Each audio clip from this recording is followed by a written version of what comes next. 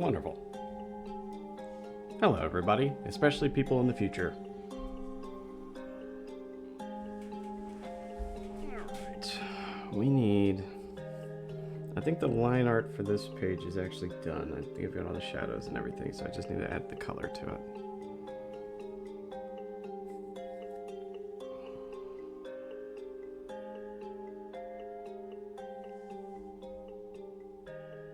Okay, but back to this other page. I'm just going to double check my audio because it freaks me out every time when I forget. Nope, it's working. Okay, nothing to worry about then. We're stealing a color.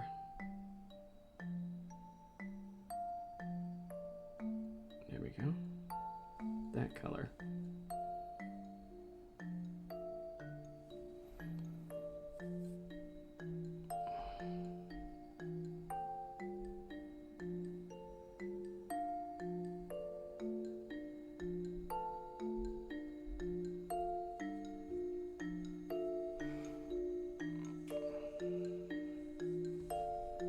Flop over to this page too. Oh, it looks like I finished the line art for this one too, so I can...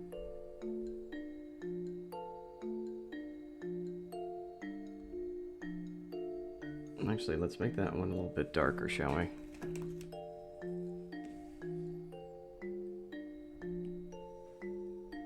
There we go.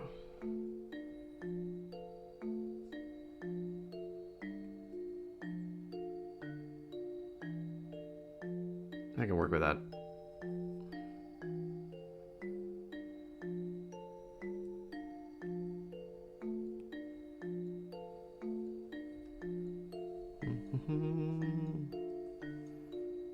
Layer above, clipping mask, orange. Great. We're using that so we can see our edges as we go. We want thick line.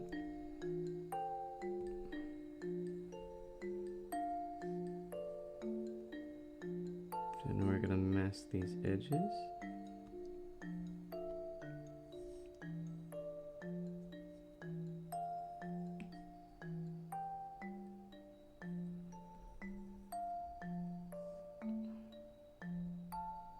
Get rid of all the spare pixels.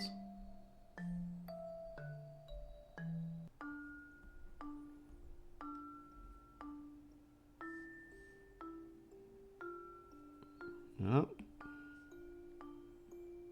Over here, please.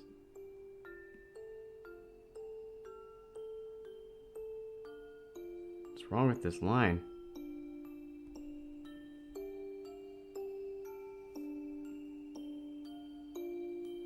There we go.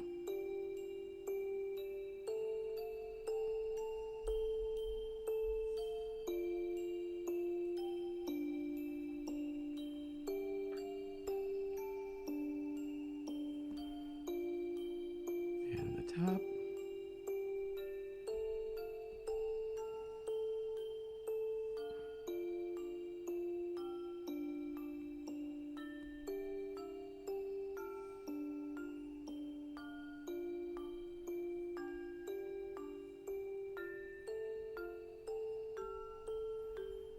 If I can get through the colors and the background effects of these pages, we'll call that good, and we'll move on to our holiday page, or holiday filler page, rather.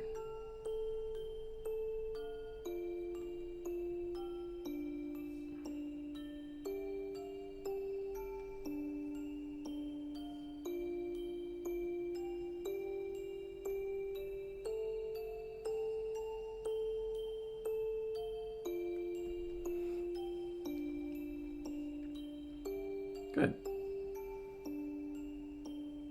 Let's flip back to our other page.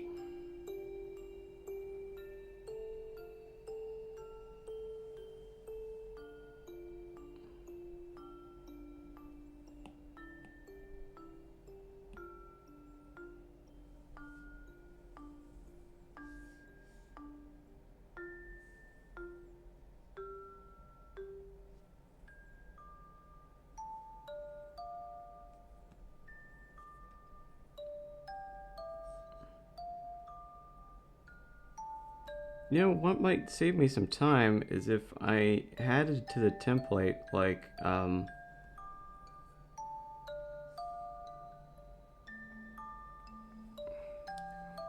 if I added an extra layer to the template that was just the background. Well, I guess it wouldn't work for everything.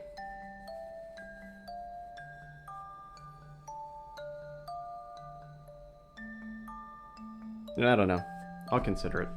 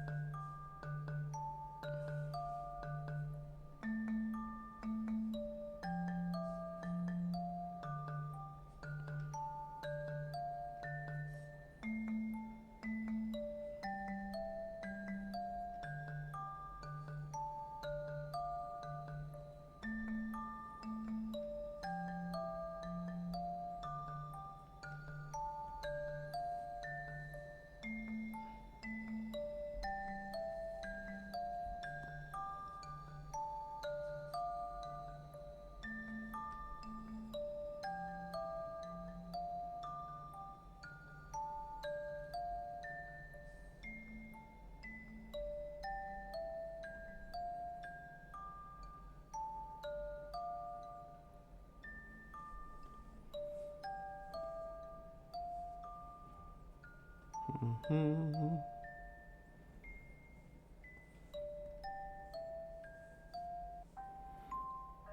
Hang on.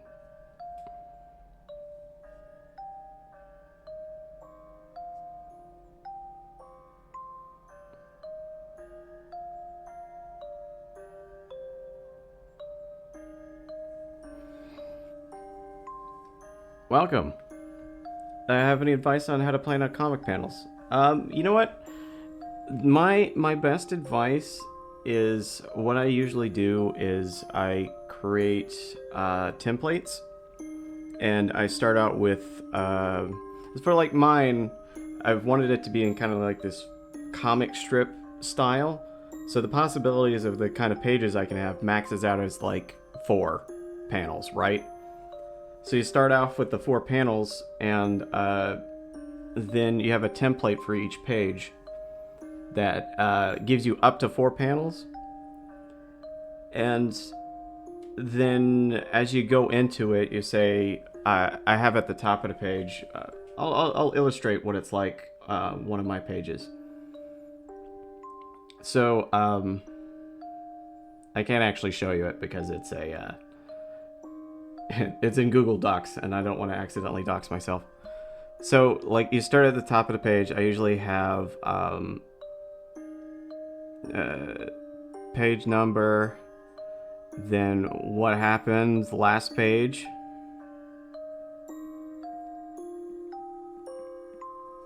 and then that's when I do, like, I have a little template that says panel 1, panel 2, etc. And then I kind of think about what is the, like, what is the goal of what's happening in the scene, because I kind of have it out in my head. This is what's happening, and if you can take what happened and then move forward over, like, okay, this is what happens next, and then you kind of split that action into the parts that make it up, and you say, you kind of have to play with it a little bit to figure out, like, what feels right. Because in this page, like, for this page for instance, it's kind of a quick back and forth, and a lot of revelations are happening at the same time. So I want all 4 panels. And in this case,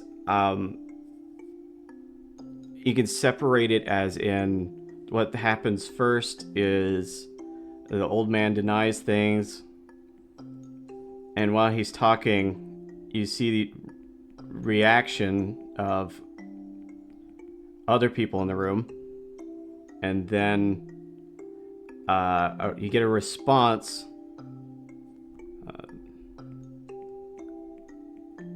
And then the final panel, rather.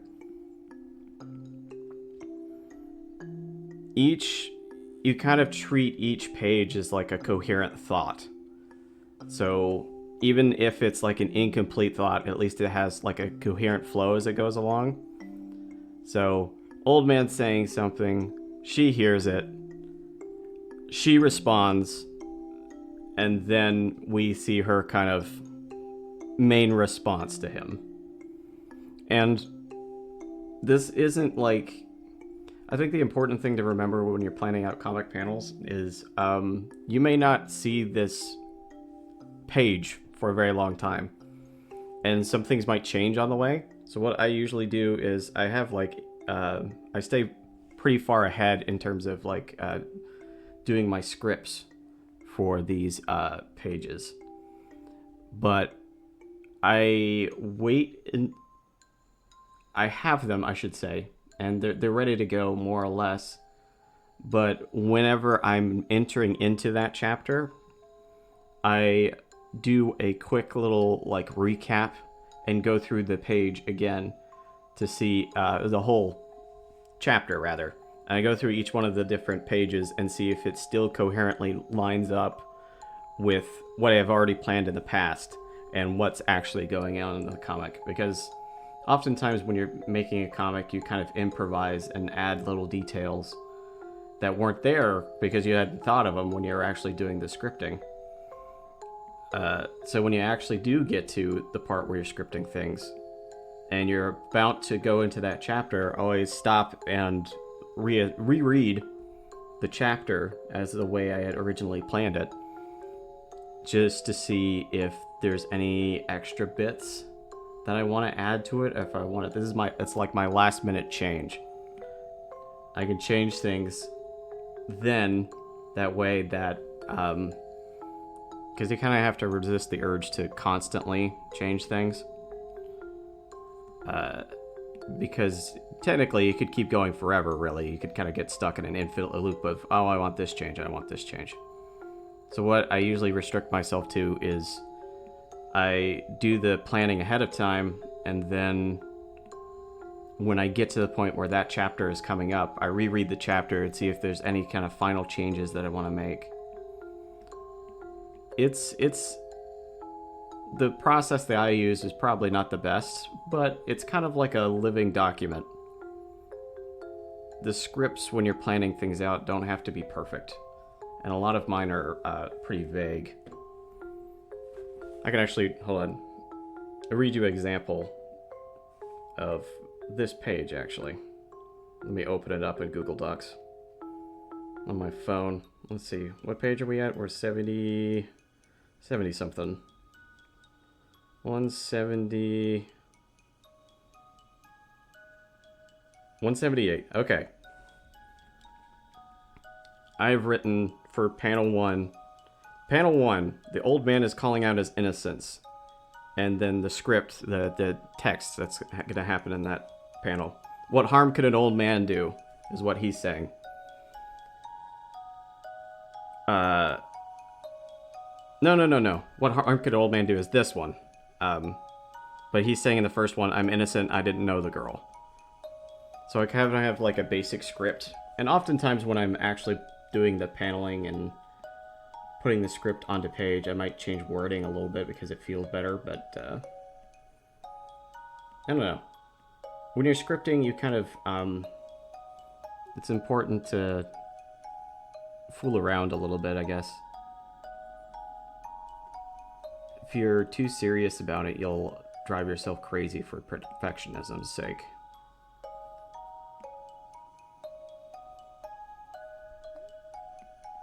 I hope that answers at least partial part of your question. I feel like I was rambling there. It's alive in a way. Yeah, absolutely. The template simple does... It forces a creative use of what's available, but it also... it keeps you from restricting yourself. Because I maybe wrote this script several years ago, and by the time I actually get to it, I might have expanded my ability in the way of like drawing out a panel. So if you like, there's certain shots for sure that I have like super planned out. I like, this is a scene that I want to happen, and those are kind of planned out. Yeah, I never know when someone's talking, when to cut to another frame, since emotions change as they talk, so the facial expression isn't as relevant later on. Yeah, it's kind of a giveaway. Not a giveaway, it's kind of a balancing act, really. Because a lot of the time you're kind of drawing maybe not their current emotion or their emotion when they're, because a lot of people have like a default expression, you know? So it's like I've been drawing his default expression. Let me show you the preface page. Nope, he's showing an emotion in that one. Hold on. Kind of like that. He's kind of default reacting to things. It's not, it's kind of blank. You can't really read what's going on. It's, people emote a lot more when they're actually speaking versus when they're not. That's not to say that there isn't any emotions going on or that there isn't like things. It's that I guess the important thing to keep in mind is to try not to distract from what's going on. Like, this is like a reaction page. So it is a reaction panel, rather. So I want all three of them to have a reaction. And I want his reaction to be kind of unreadable, because I don't want to give away what he's feeling at that moment at the time. But this is also like, she's really angry at this point and has gotten over her whole shock phase that she was in this panel. So I kind of want to see like her evolution from I'm shocked to no, I'm pissed off, actually. It's kind of a it builds on itself. And a lot of the time when it's like a background character, I kind of end up getting caught up in like certain details, and then I remember, oh, this character is like less than an inch tall on this panel and nobody's gonna really think about it. Like her in the background. She's a very small part of the page, but I also don't want to like distract from the main reaction that's going on. So instead, I kind of simplify her silhouette. That way I can make her... So if you're looking for her in the background, you say, oh, that character is still there, but you don't have to explicitly show what she's feeling because she's not important to this situation at the moment. It's a balancing act of what you can and what you can't. And sometimes if it's a more complex emotion, or it's like a series of rapid fire reactions, what the actual solution usually is you want to actually separate the panel further on to kind of get like the more complex evolution of the emotion. And that's happened before where I come up to a page and then think to myself, actually, I really want to break this down further because I feel like there's more there that I'm not showing. Because sometimes I'll get to the page, the phase where I'm sketching things out. Let me show you my line art layer real quick. Hold on. There we go. I'll get to the point where I'm like thumbnailing it out and kind of getting my general structure down. And then I'll draw a panel and think, that actually doesn't feel right for the situation, or like there needs to be more happening here. And that's usually the signal where I tell myself, okay, so if I feel like this isn't enough, I need to break it down further or reorganize things a little bit. Let me put all my layers back. There we go.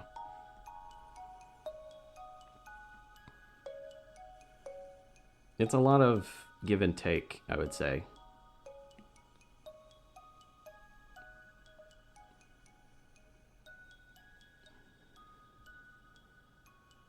You're welcome.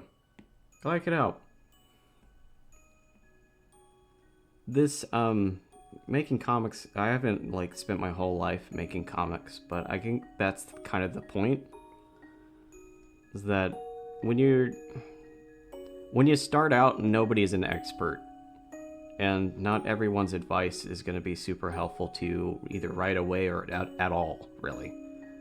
And I think my greatest bit of advice when making comics is one that I heard while I was starting out, is that be prepared to do it bad first. The best version of your comics isn't going to show up right away because you don't have the experience. And the only way to get that experience is to do it.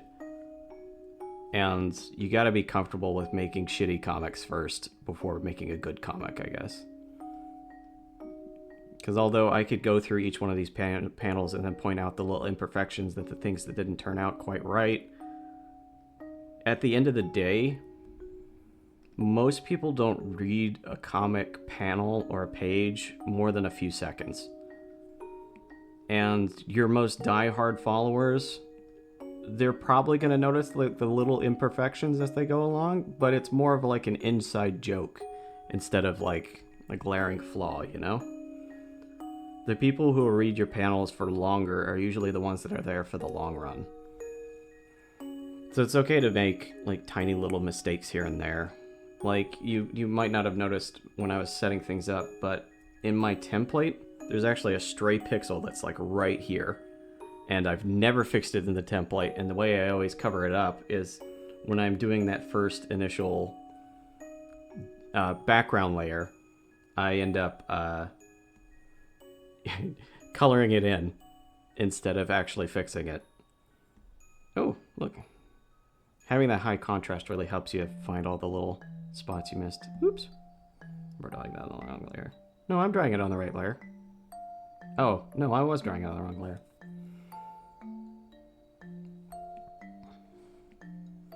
When you're drawing everything in grayscale, it's hard to see the little pixels that you miss sometimes. I think most of that is great.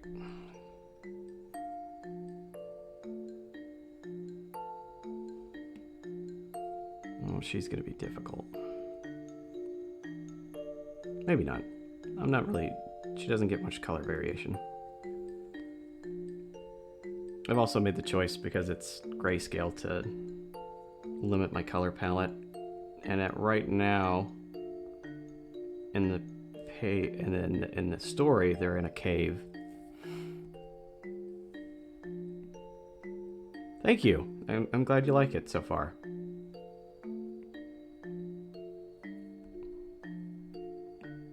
I'm actually pretty slow when it comes to comics, at least churning them out. So a lot of... I'm happier that it's starting to look closer to what I imagine these days, rather than being so far off. I guess when you make comics, you gotta be comfortable with being uncomfortable, so to speak. It's never gonna be perfect, but it can be done.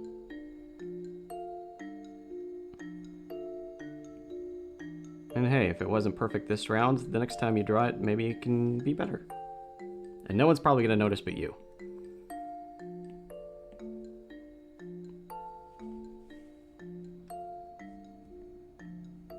Let's see.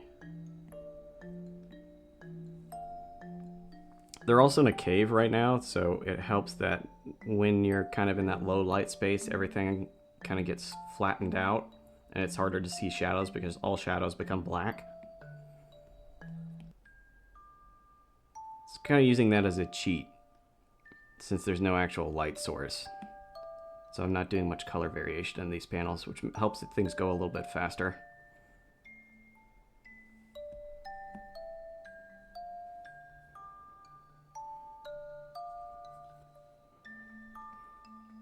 That's the other thing, is that I know when I've created comics in the past that I get real bogged down on color choices and getting things just right for the character and getting the shadows and everything like that. And I know that slows me down, so when I started this comic, I told myself, stay limited on definitions and shadows and colors, because if I let myself go wild and I add too much variation, I'm going to be paranoid about it the whole time. Like, I gave this guy dark suspenders, And I don't have to keep doing it every page, but I've been doing it every page because I have the spoons to do it. But instead of actually picking a color and having that be the color, I just darken the primary color slightly, and then that's the color.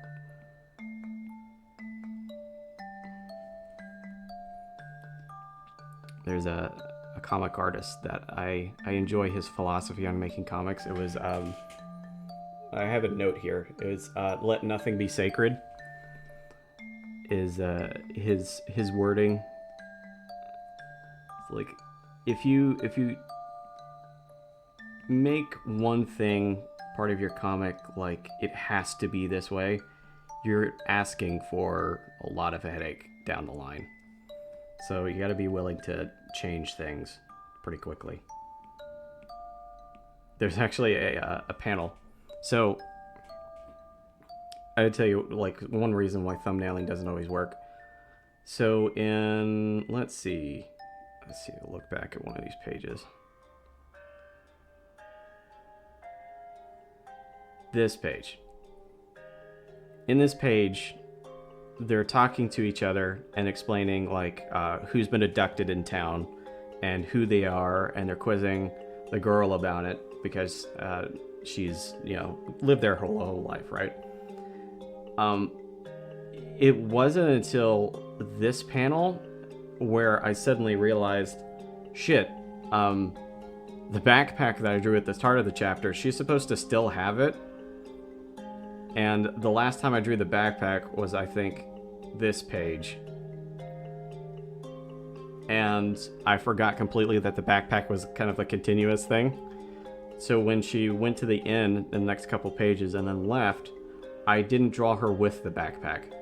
So when it continued on in the page, I completely forgot that the backpack exists. So when it got to this page, I originally said, okay, she's going to whip out photographs out of her backpack and then show them to her and be like, oh, okay, that's who that is. Except I've forgotten that the backpack exists at that point. So in the canon, the backpack isn't there. So I had to change the way that she introduces that information because it's got to happen in this panel. So instead, she just has like a second to think about things instead. And at the end of the day, the person who's reading the comic page isn't going to know that, like, how it was supposed to be. So it's okay to make little errors like that, for sure.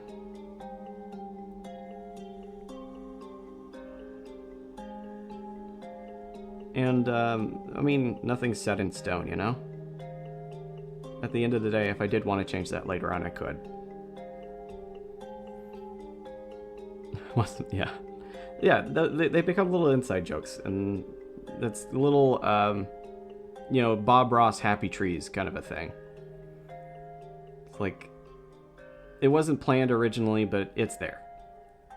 It's now part of the canon, and that's okay.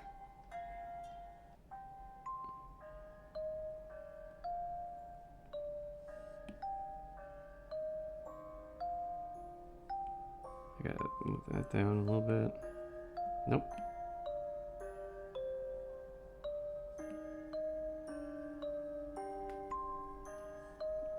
I can work back on her.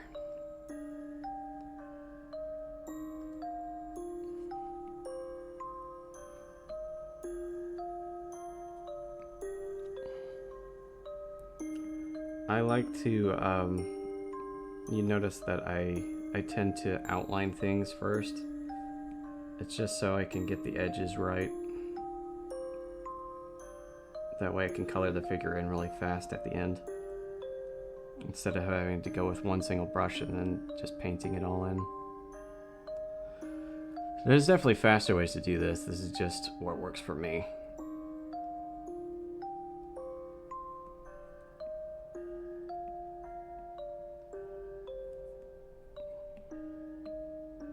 Goes a little faster when the character is simpler.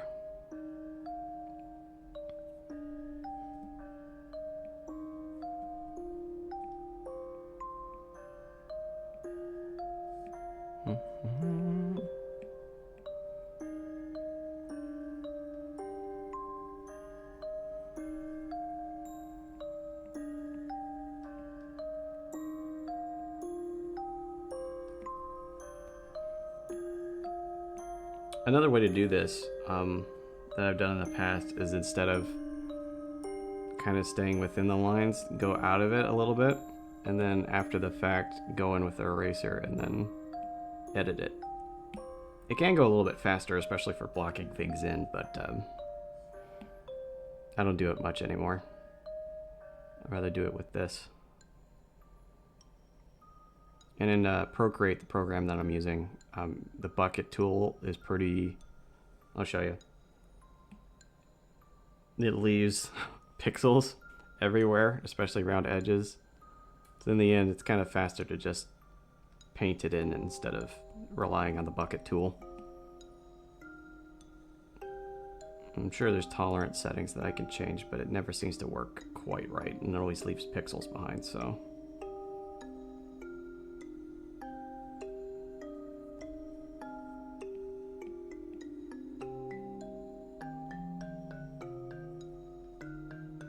A little overlap there. There we go.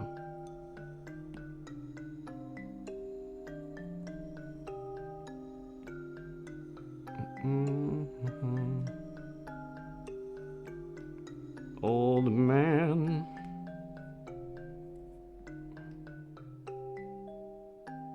Make sure we get your jowls just right.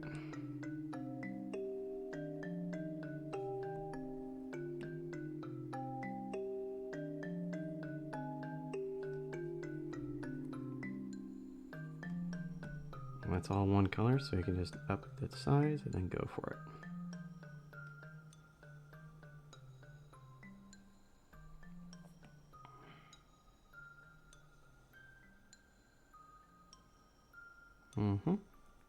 Yes.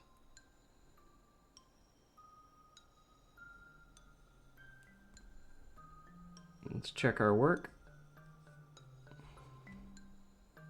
Oh, there's quite a lot missed in there.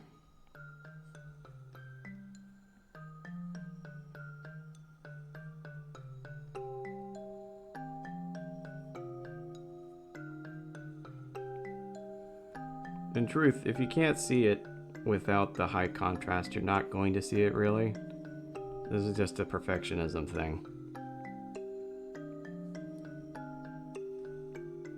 Most of the mistakes no one will ever notice. Especially around like the edges of hair and stuff like that.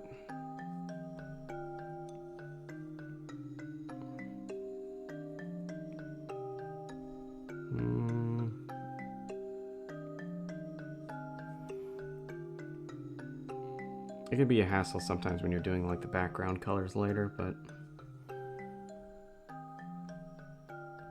yeah, painful but satisfying, yeah. That's exactly the thing. Okay, let's turn that off. Besides, this is just like the blocking layer for the actual color. We're gonna use this as kind of like a template. We're gonna alter it slightly so it looks better.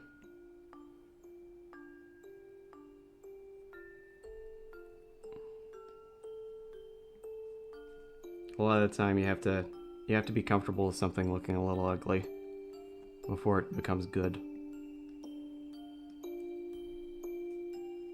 I might do I don't know if I should have her as part of the background color. Maybe, yeah, maybe I'll separate her and keep her as on the main color layer.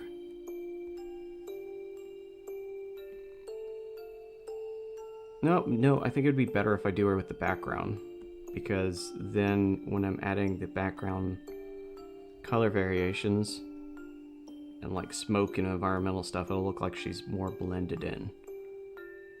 Because we don't want to distract from what's going on in front.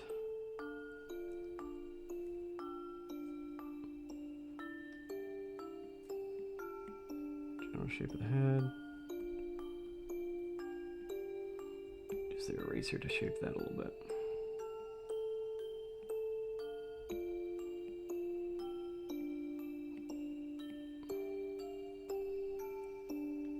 A little smaller.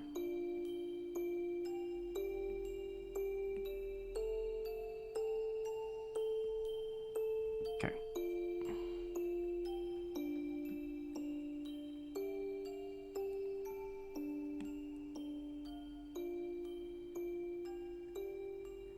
Doo-doo-doo.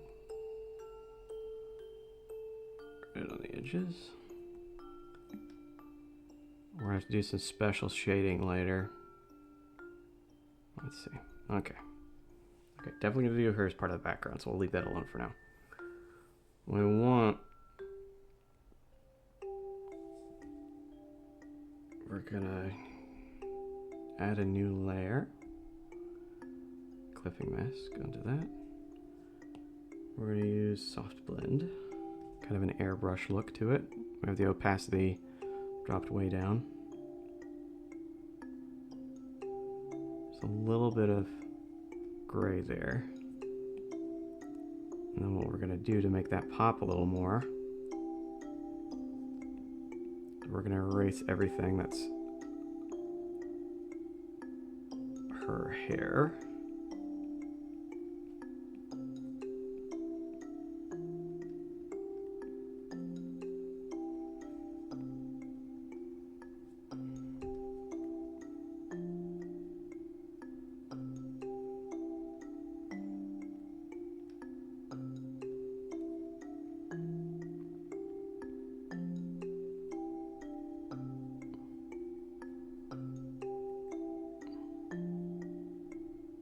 There we go. It is going to look a little funny because she has one eye covered, but let's see. Will it make her eyes pop a little more if we do this? Yeah. Yeah. Good. I think that's enough. Let's drop the opacity just a little bit, though.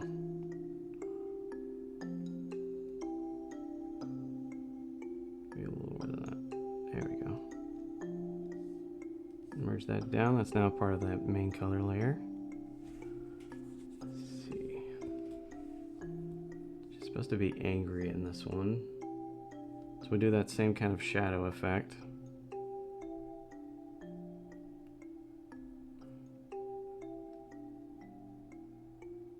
Make it darker this time. Yeah, I only stream once a month usually. I'm really trying to get back into doing it more. I usually end up streaming on Fridays because I usually do it after work. Because I mean I have a full-time job, so it gets difficult to do it a lot, and I don't always have the mental energy needed to stream. But I do want to start doing it more often. I can leave that.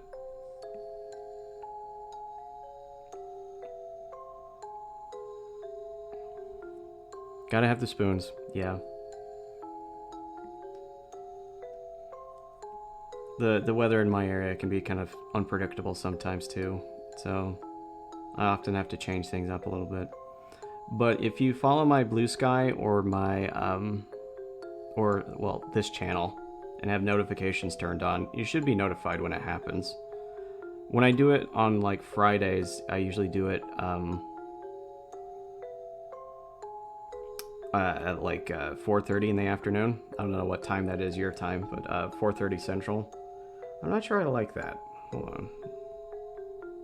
Let's back up a bit. I think maybe we want her fully cloaked in shadow.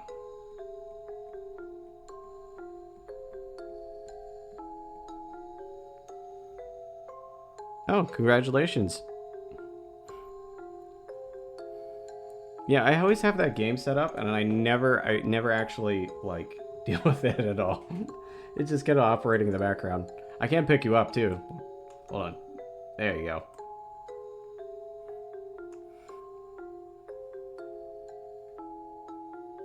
Let's see. Should be able to create blocks. Yeah.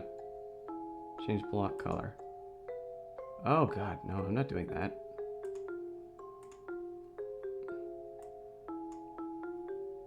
Clear blocks. There we go.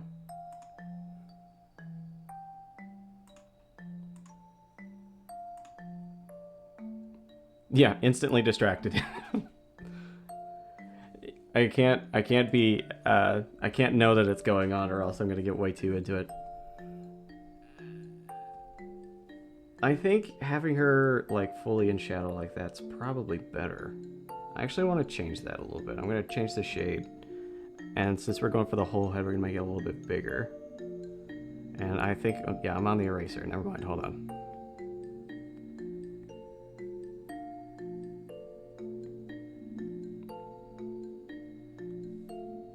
There we go. It's a little bit darker. And what we can do to add extra effect to that is we can pick a darker color.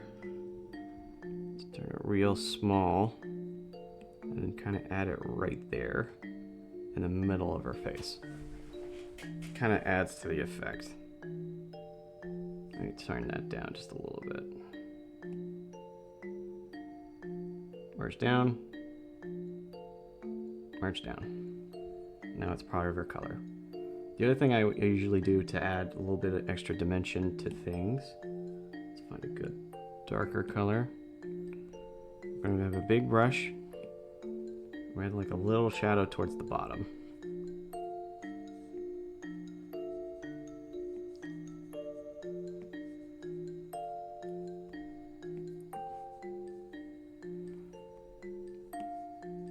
It adds just a little extra dimension to things. Oh, I need to, hold on. Let's undo all of that. I made a slight error. That needs to be on a clipping mask.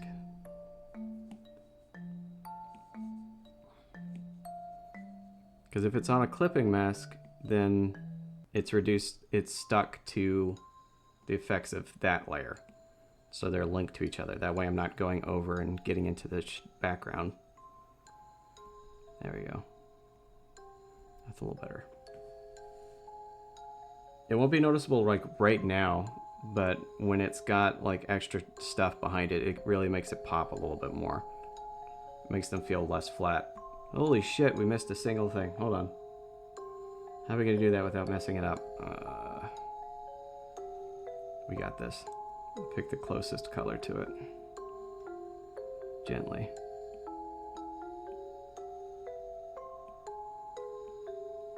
Oh, hold on.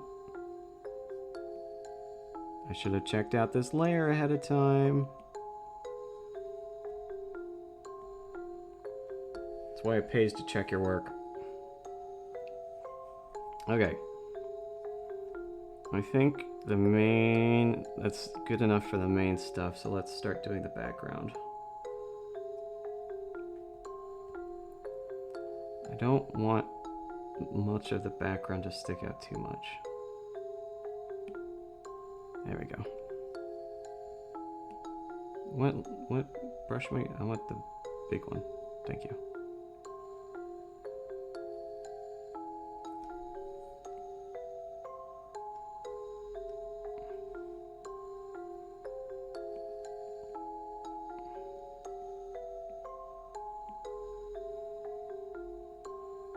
We're gonna make some changes.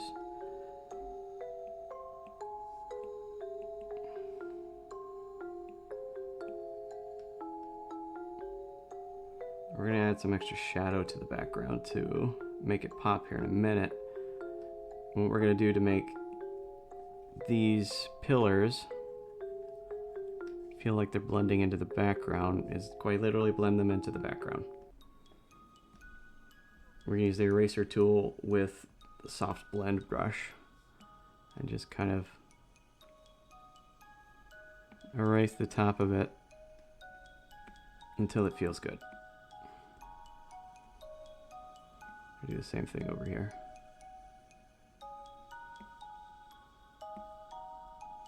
There we go. Now we gotta add, this one's gonna be complicated. All right. I'll put this on another layer so I can isolate the effect it's gonna have. We want soft blend brush, please.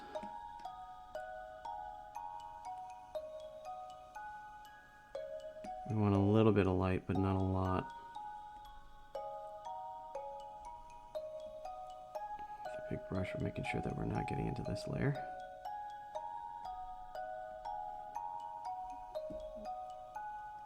behind that. And then on this layer. That, but just a little darker, please. Use, no. Brush pen.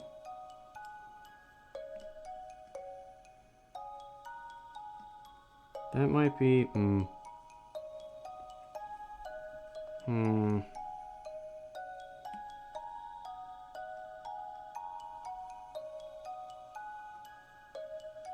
The light background. Change the tone of that a little bit.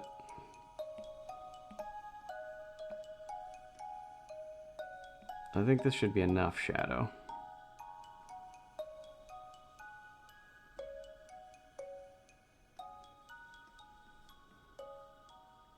You know what we should do?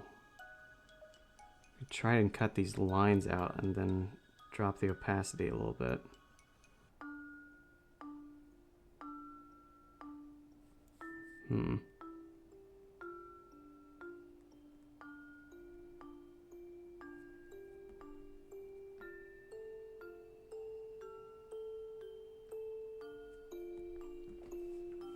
All right, let's...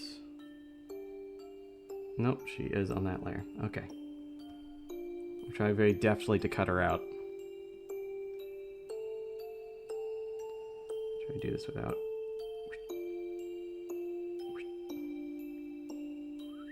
No, I messed it up a little bit.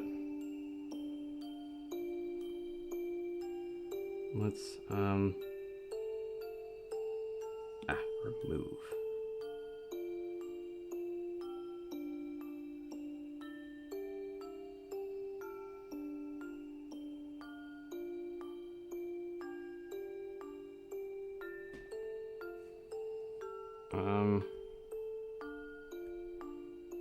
Cut and paste.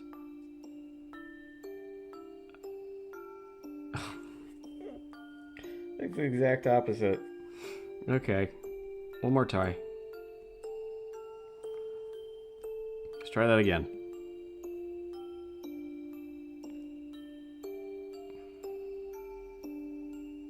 Gently. Gently. Yeah, that's like it. Alright. Cool. We're gonna move you down. Drop your opacity just a little bit. Good. We're now that we're on this layer, we're actually gonna remove the eyes. You'll see why in a minute.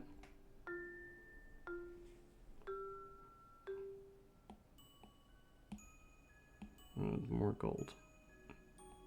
There we go.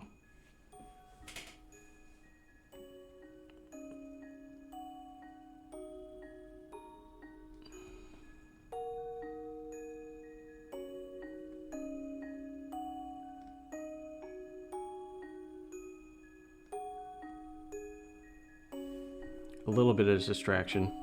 Her eyes are lopsided. That's better.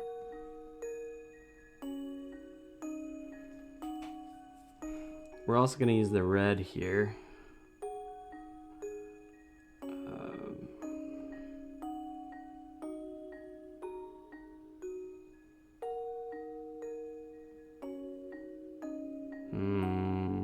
No, not yet. Not yet. We'll save that for the next panel.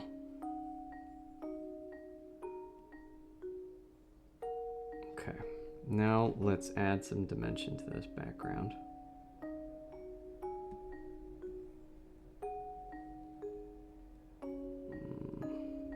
Boom. Okay. What we want is a lighter color for the lighter background. Let's see if fresco looks better.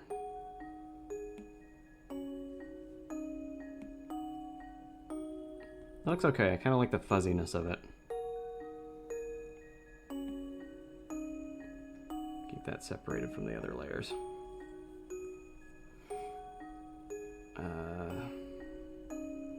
Evolve brush. We're gonna Need something slightly darker.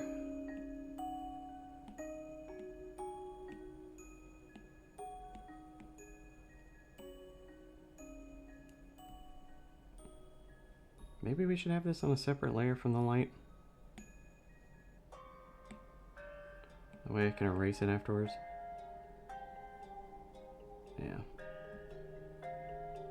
We'll merge them together in the end, but we'll keep them separate for now.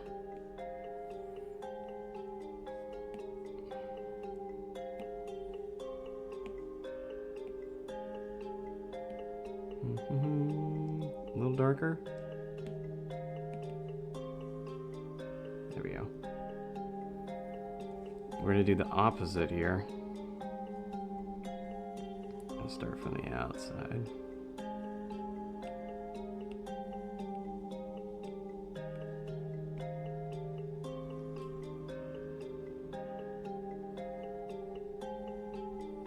And we're gonna... Yeah, I thought there was an overlap there. Better. Alright. Now we can merge these together.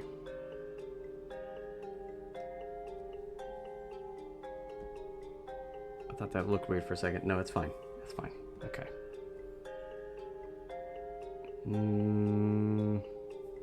Now, turn everything into a clipping mask.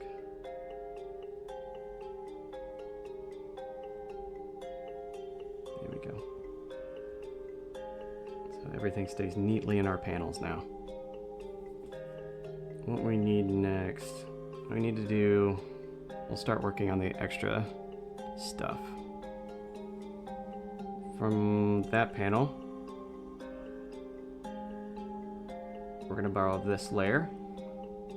This is our paper-like texture.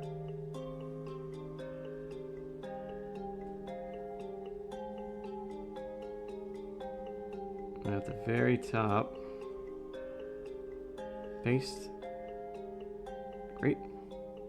We want it normal and then like 15-ish. It'll lighten our color up significantly, but it adds in those nice little dusty scratches everywhere, which will help distract from kind of the uniformity in color. And then also from that same page, we're going to take this layer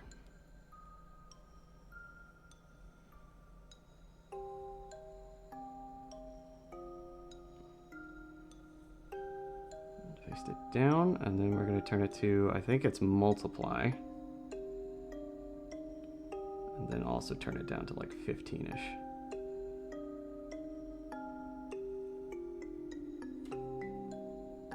That way it negates the lightening effect that the paper texture has. Clipping mask, clipping mask, clipping mask. Cool.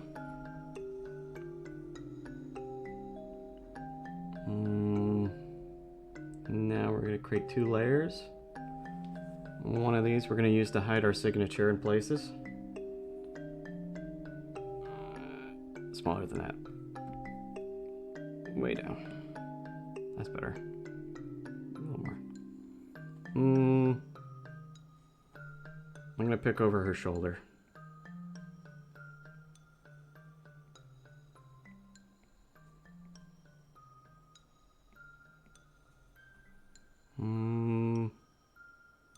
Over his shoulder.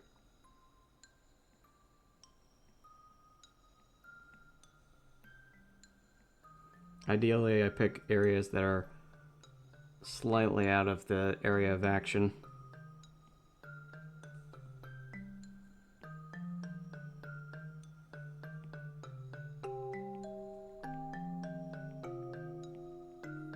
One more.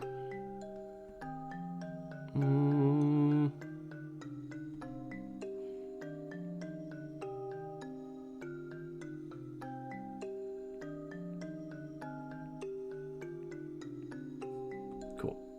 And then what we're going to do, color burn, drop the opacity down to like 5%.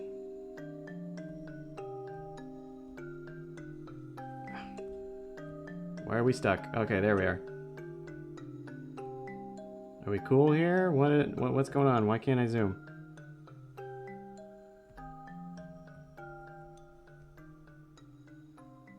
Hang on. 2 ticks.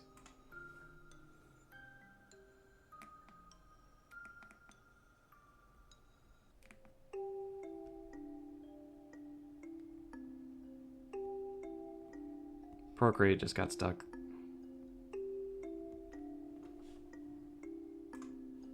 There we go.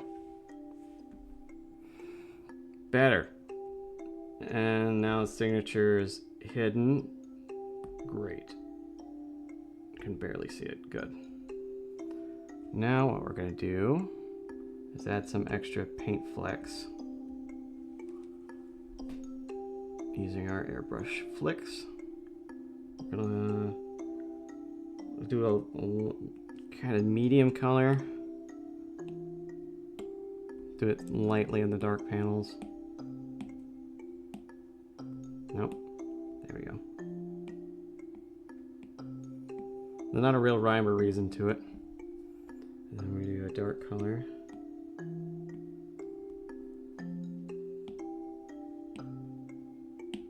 Kind of stay away from people's faces in general.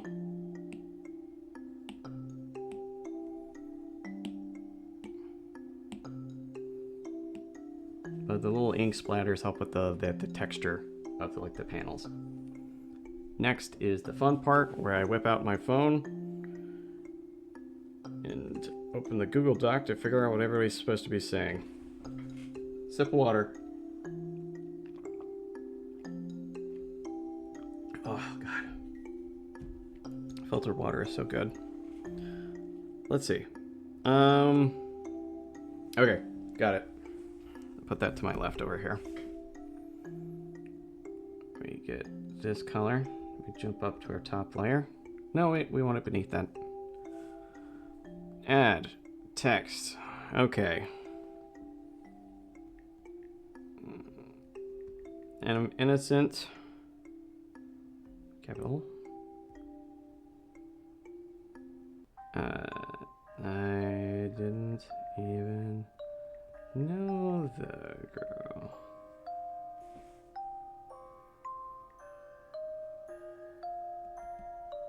Change our font type to Gil Sans, please. About 15 to 20 is usually the right size. A little bit smaller than that, I think. I could give myself a little bit of space.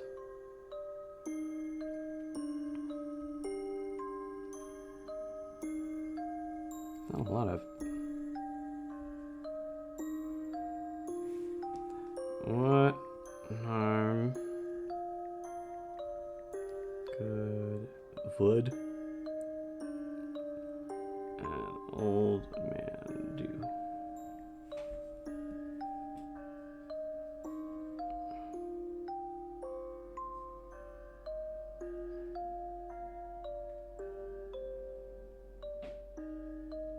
Okay, what I think I want to add something to the background. We'll do it on this layer. I need to see if I have a paintbrush. I have too many paintbrushes. I gotta have something for like blood splatter. Cross hatching, circles. We're looking. Well, the ink thing could work. We'll keep that in our back pocket. Ink blots also work if we get it in the right color.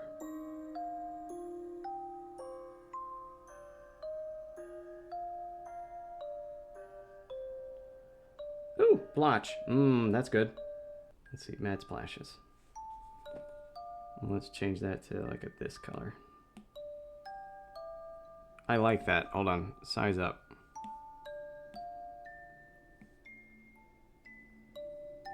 We got to do it a little bit more violently, I think. Hang on. Yes, I like that.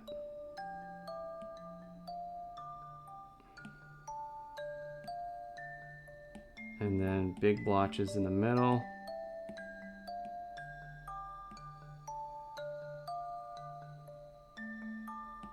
We'll drop the opacity down a little bit. There we go. That's a little bit more effect to it. I like it. Alright, third panel. What? No. Get out of there. Alright.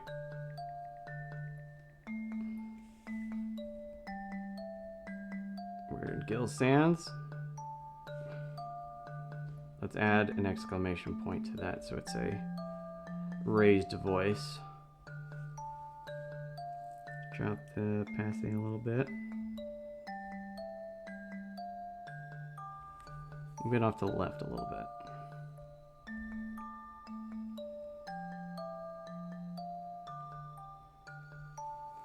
And just hearing your voice. I can remember how... Oh, no. I hate typing on this thing. I need real buttons. Alright. iPads are so weird sometimes. She's close to the camera.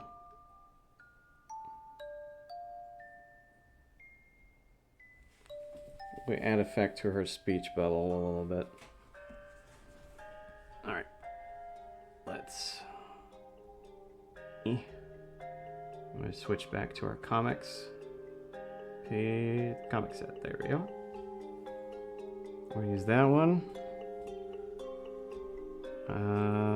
Thicker than that. That should be good.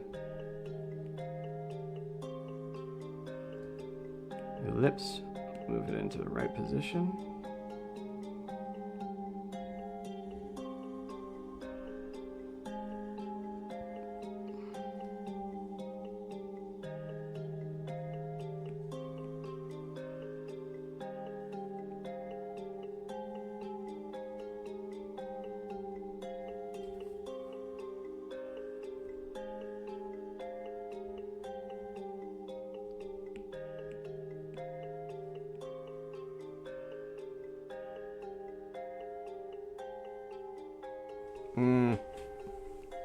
So this bubble's gonna go through some changes, I think.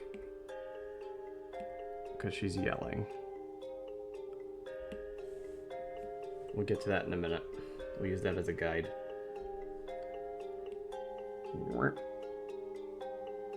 This one's gonna go through some changes too, because she's saying it pretty angrily, with some hatred in her voice.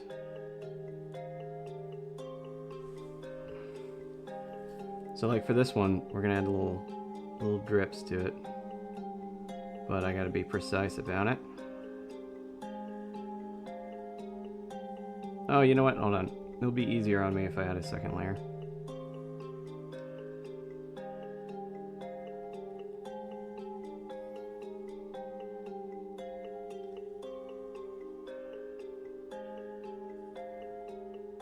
There we go.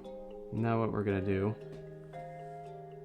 we're gonna take that line.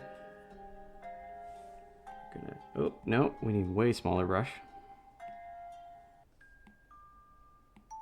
Erase the overlap.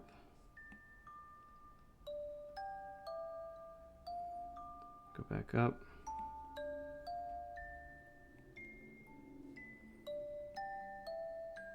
There we go. We'll do the same thing over here.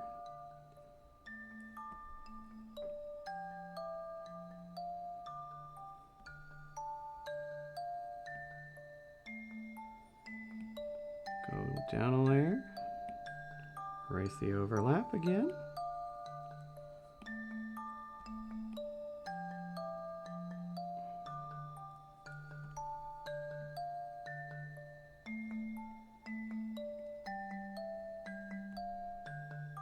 Good.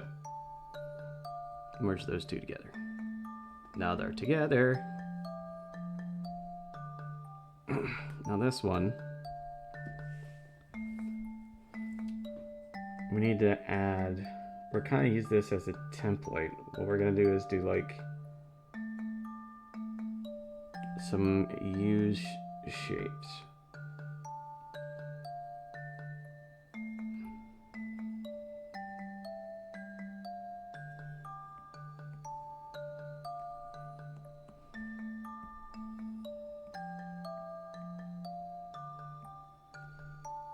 Okay. Hold on. I need to sketch this out on another layer.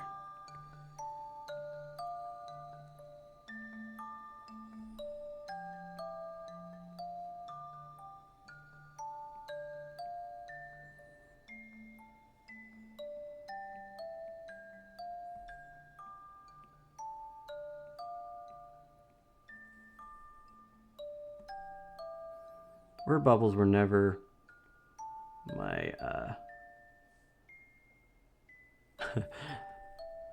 Oh hey Madam Kitty.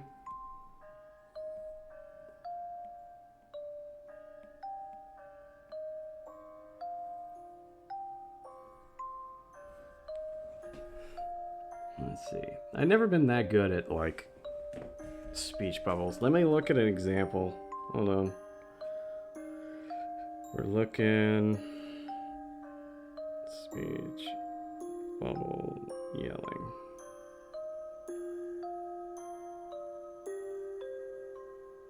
Yeah. Yeah.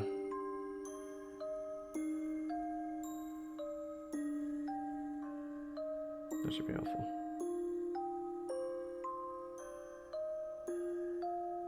Okay. Hold on. We can do better than this, I think. Delete. Delete. We're gonna drop the opacity about that a little bit. Now we're gonna kind of roughly sketch it out before we do it.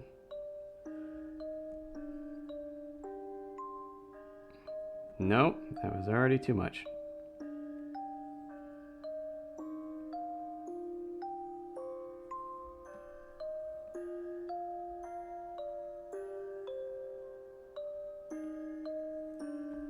Nope, don't like that.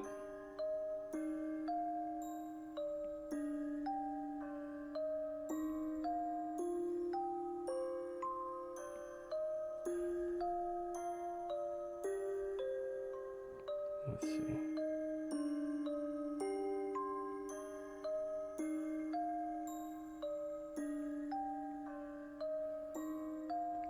It's been on the menu lately. Shouty capitals too. Oh, you're right. I should capitalize it. There we go. We got a little.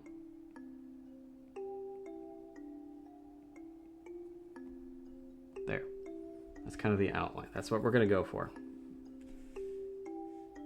And we're going to drop the opacity on that one. Now we're going to draw it properly with a steady hand. Okay. Okay, we're ready.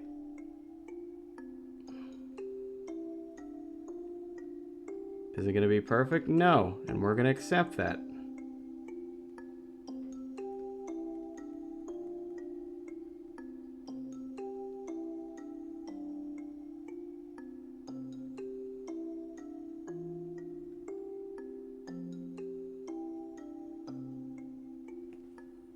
That was good. I don't like these ones over here, though. Hold on. I put too much curve into it. I know I just said.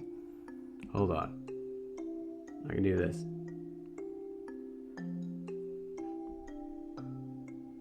Yeah. Yeah, I can live with that. I can live with that. Yeah, happy little accidents. Trying to remember that. Trying to remember that. Oh, shit. Where are we going to put the tail? No, I think it's actually fine. Because we know what direction it's coming in. Let's edit the text. Capital. Then we drop the size by a little bit.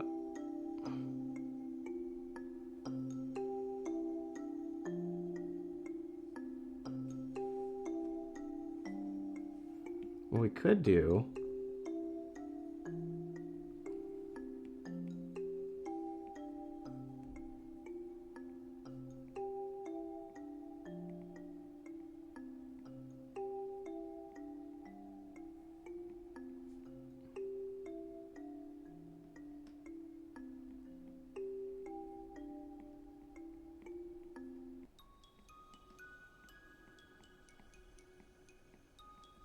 I don't know how good it'll look in the end, but...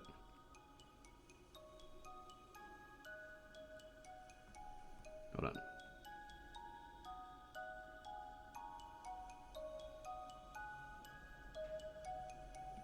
And what we're gonna do is take this. I'm gonna erase that gently.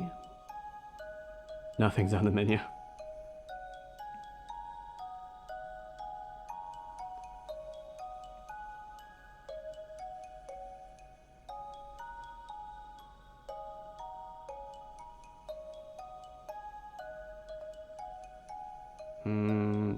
Yes. Liking that. Looks a little angrier.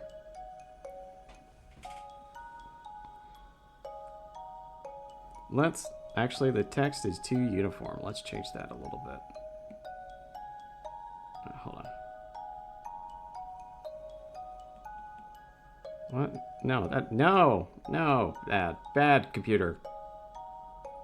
That. What I want. Select the back half, please.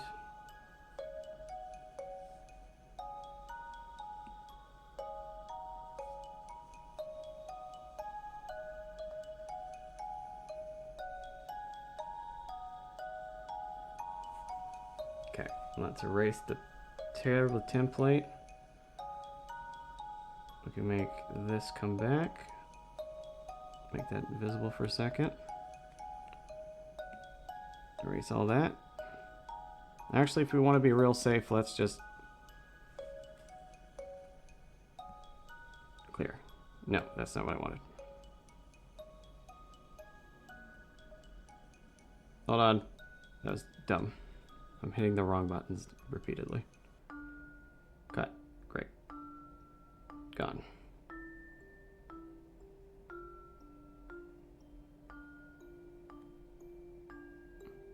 Wait. Hold on, I did a thing, didn't I?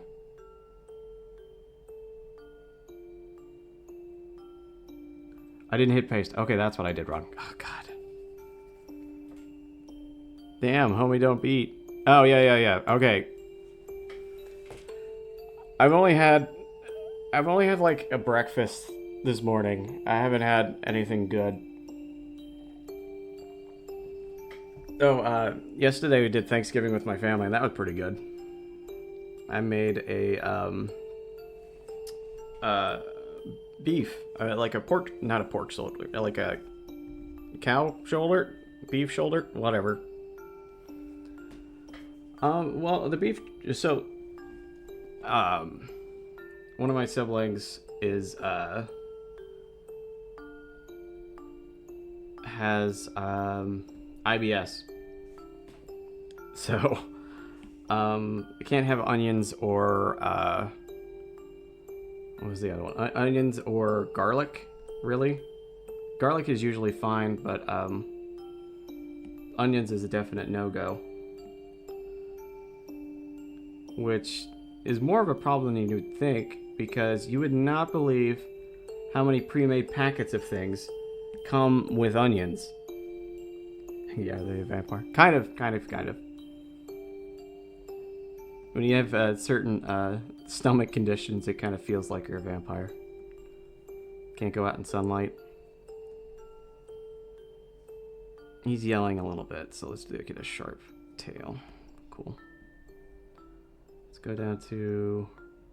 No, let's stay on that one. Edit the tail. Small brush, please.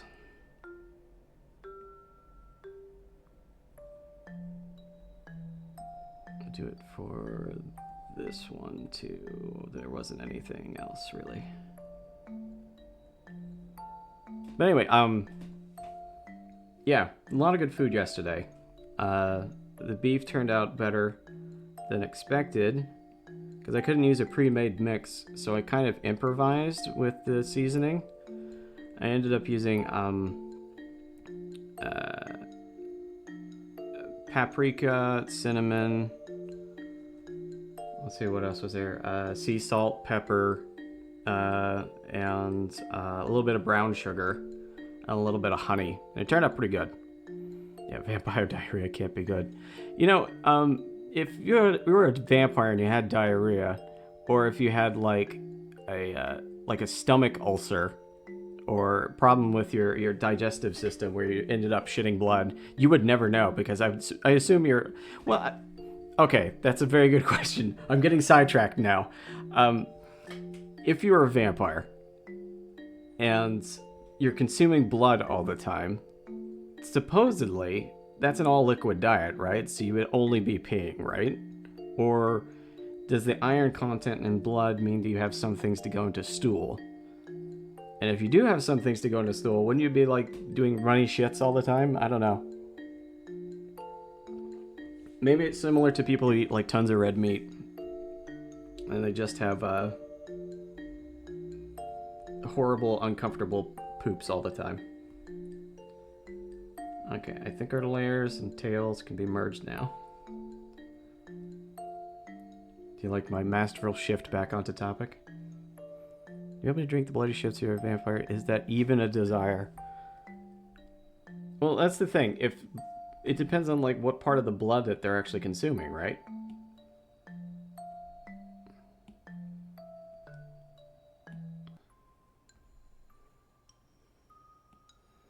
Because only waste goes into it. Oh, I must have missed a pixel.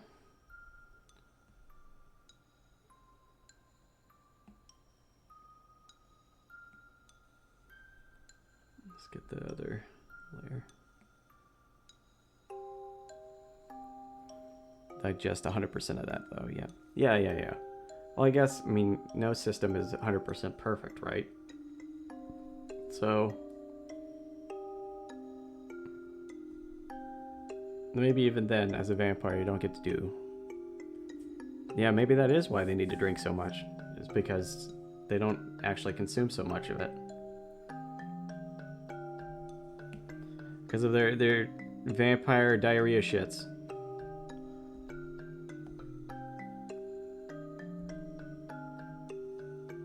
Oh, those lines look jagged. That's fine. I can live with it. I can live with it, I tell myself.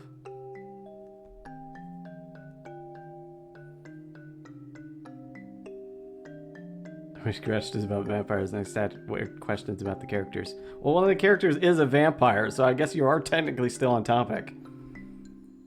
See? Teeth. Vampire. I mean, everything's kind of fair game in that case. Let's see. Hold on, I want this one to stand out a little bit more. Hold on. Should we? Because what I could do, hold on. I'm gonna offset it just a little bit.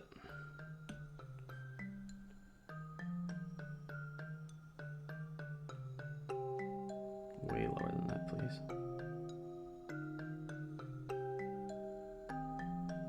Oh, you know what I could do? Hold on.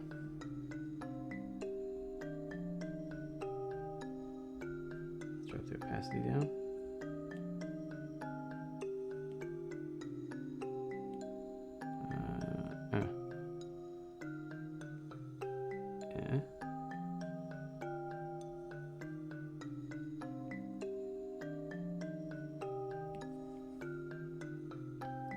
Yeah, you got it. Vampires are kind of typical in this universe. They, so, like, in this... I gotta drop that down a little bit more. Hold on. In this universe, vampires are kind of a, one of the characters in Mechanical Arm. Please tell me they have alternative hand attachments. Which character are we talking about?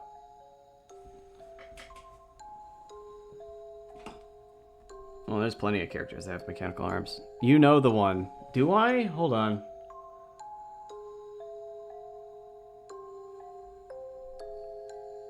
With the arm and red. Oh. Well, she sometimes has... So, the character you're talking about, her, so each, Okay, so it's kind of like a continuous thing. So one of the characters, a vibrator attachment. Jesus. Uh, uh so one of I think the character you're talking about is Sloane. She's a demon who's so each demon has like their own little thing that goes with them. Her particular species of demon has they're kind of like glass cannons in a way that they can't like they don't have like a lot of physical strength like most demons do, but what they instead do is they have like voices that they can persuade people to do things, and that's usually how they end up fighting. But because they're so weak, what actually happens is when they get damaged, their bodies like crack like porcelain, and so if they get hit with something, they can just like lose a leg, and it'll be lost until they get like resummoned again. So it's just gone for a while. But dude from South Park with the voice box thingy.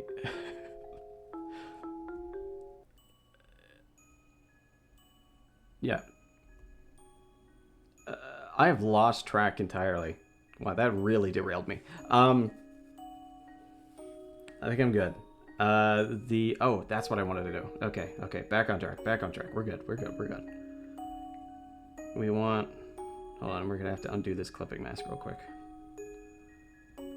No, undo that clipping mask.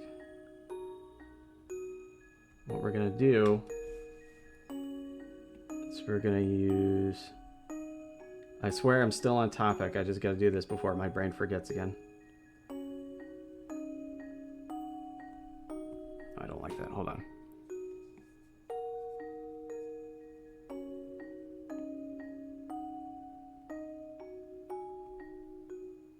I don't like it.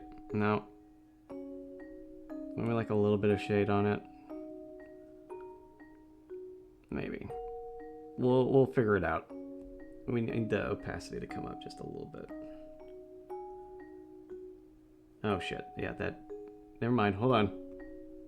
Reverse course.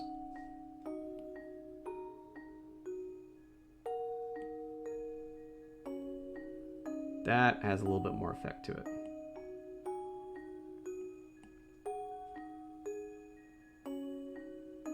Okay. Max. Merge down. 64. A little bit less than that. So, life of the party. ADHD becomes contagious, yeah. And you do know the exact questions that get me off topic. Returning to the original question, though, vampires are pretty common in this universe because instead of it's kind of like a viral thing that gets into the blood, and whether or not it like activates is kind of iffy. So it's not like 100% thing. Most people carry the vampire like virus throughout their whole life and they have no idea. And not everyone who has the vampire virus ends up becoming a vampire after death.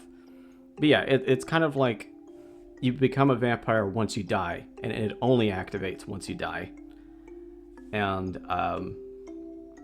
it kind of consumes the blood to keep them going, which is why they have to go find blood from somebody else. You can kind of see it like it's their fuel source to stay alive with the virus. But the thing of it is, not every vampire is actually dangerous until they start drinking human blood, because they might encounter other humans that have that actually have the vampire virus in their system. And if you have the vampire virus in your system and a vampire consumes it, it's like amplifies your vampirism. And so over time you become like more and more violent. So yes, vampires are pretty common in this world, but they're not as big of a threat as you might expect.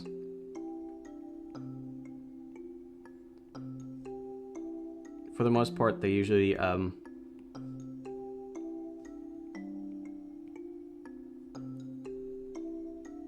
They're kind of like the drunk frat guys of the supernatural world. Like, sure, they're out there. It's sure they can be a pain in the ass, but at the end of the day, they're not. They're not. I don't like that. Never mind. Jeez, I'm so indecisive with this panel. I'm gonna leave it for now and walk away. Work on something else. Work on the next page. But because of they're kind of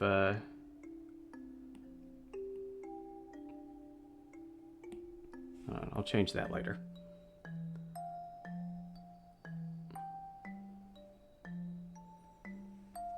Let's see. When she was talking to our expert. Yeah, vampires are a pain, but not a real problem. Vampires are humans, etc. They attack people after death. You can track them down, stake them, cut off their head, etc. But they're kind of like, they're annoyances more than anything for most of the time. But that's from the perspective of people who hunt like, monsters. They're like the very few of them get to the point where they're actually like a problem. The vampires only really become problems when they get into groups. Like, groups of vampires become a real big issue. Let's see. Color layer. What the? That's the color I wanted. Clear. Yeah, that's the one.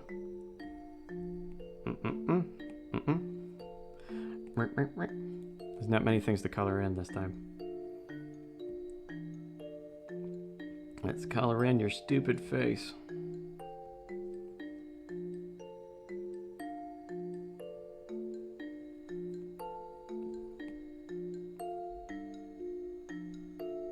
Some of the bigger problems for this universe is, well, this universe has everything from like monsters to magic to aliens. So there's a lot of other things that come first on the panic wait list than before vampires come onto it, you know?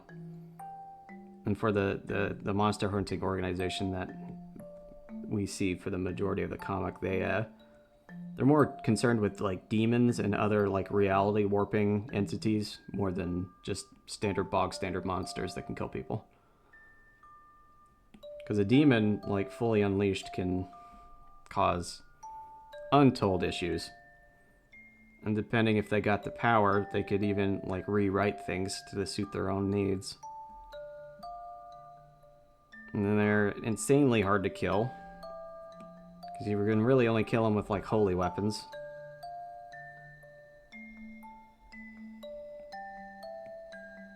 And then you got creatures like gods, nagas, supernatural entities that are like way more powerful.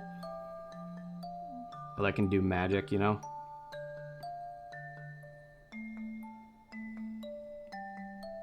I think the power scale in this universe is kind of set to where vampires are kind of like on the same level as threat as like a human.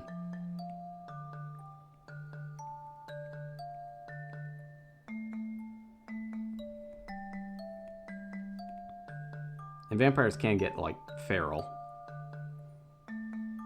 Like once they have enough of the virus in the system, they do kind of become dangerous to everything and everyone around them.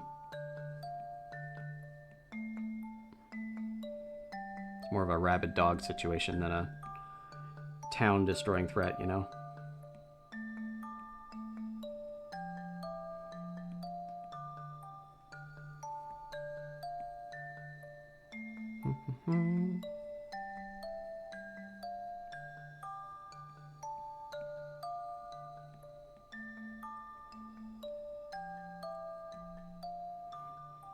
The fun it is, there is a load of other, like, fun little supernatural enemies that, well, there's tons of, like, benign supernatural creatures.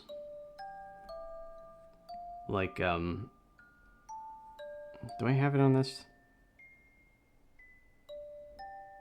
I don't. But there's, these little critters They call them like house spirits or knockabouts. They're like little critters that live in homes, unbeknownst to people. Because they're kind of like a fae type creature, so they have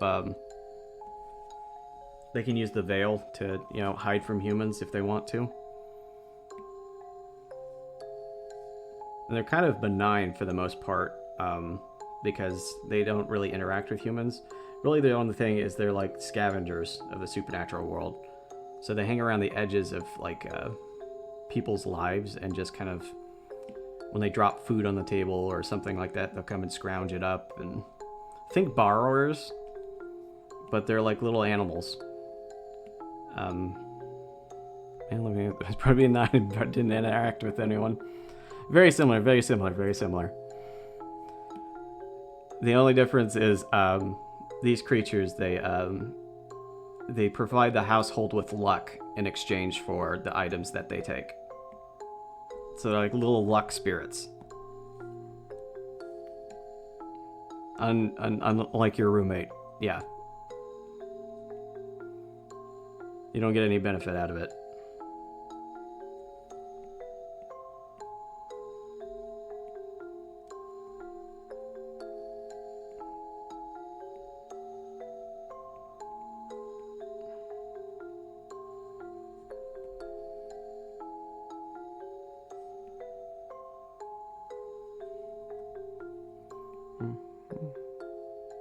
Let's see if I got... Hold on.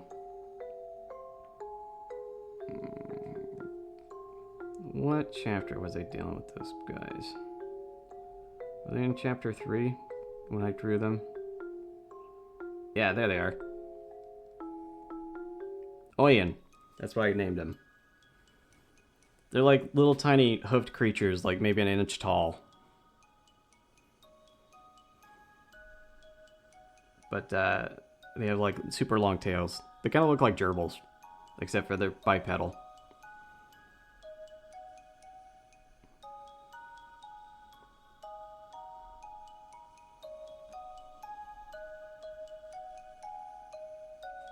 Is it raining outside?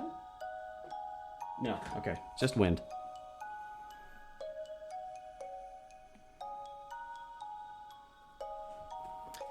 One you're married to, and the other one was the Angry Mass of Flesh. Well, you know.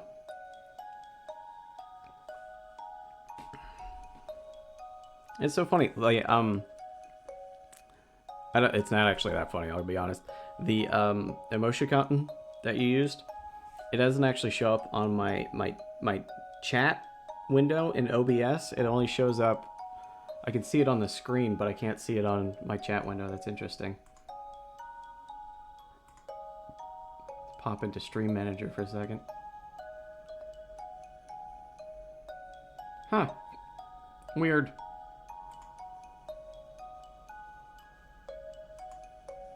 Yeah, I don't know what that's about. Back to coloring.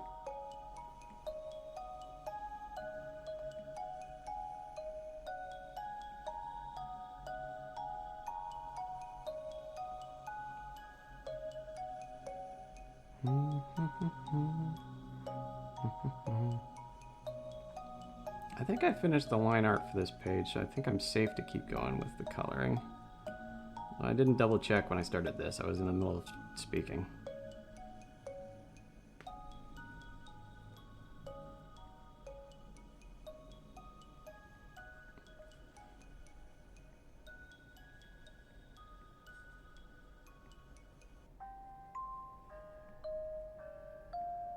Done.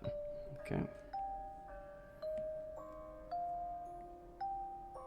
Nose is extra large. Kind of. I don't know. It's not necessarily intentional, but, like, for some of the pages, I draw this guy's nose big. But her, not specifically. It's kind of an artifact of because I'm drawing her so small that my my pen ends up exaggerating some features, you know? Just because of scale. In truth, what's actually happening here is her eyes are actually too far up. So eyes need to come down, nose needs to come up, and then mouth needs to move a little bit. But I'm operating under the specific apprehension of, it's fine, we'll fix it in post, kind of a thing. Or, you know, if I focus too much on like trying to fix it, then I'm just gonna drive myself crazy.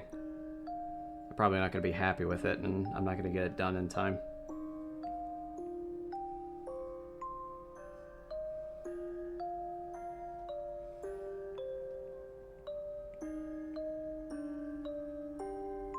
So, I guess, in essence, you're probably not wrong, but I'm also not going to fix it.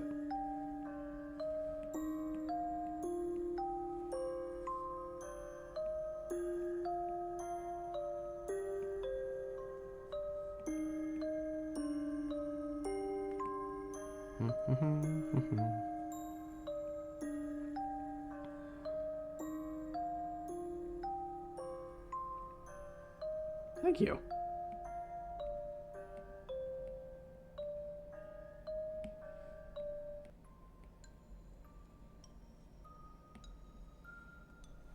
You can really see my manga influences on a lot of pages.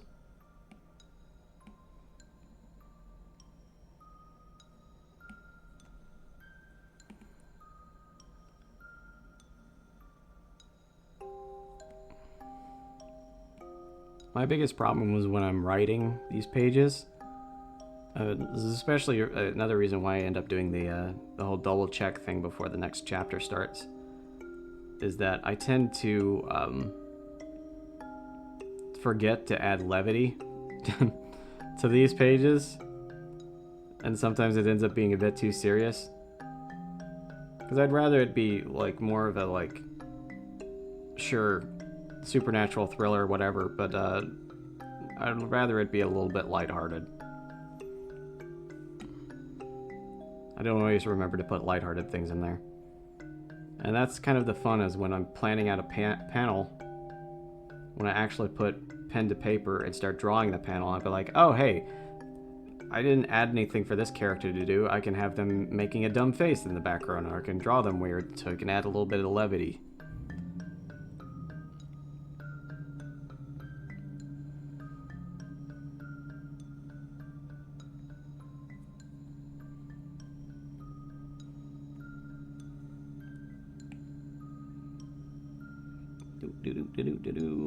I haven't checked in a while. I hope I'm still in the right layer. Yeah, I'm good. Okay. Let's check our line art. I think all the extra bits are there, so I think we're cool to keep going. No, I'm with the giant squid. I do like that one. I tried to recreate it a couple of years later, like do a new one. It wasn't as good.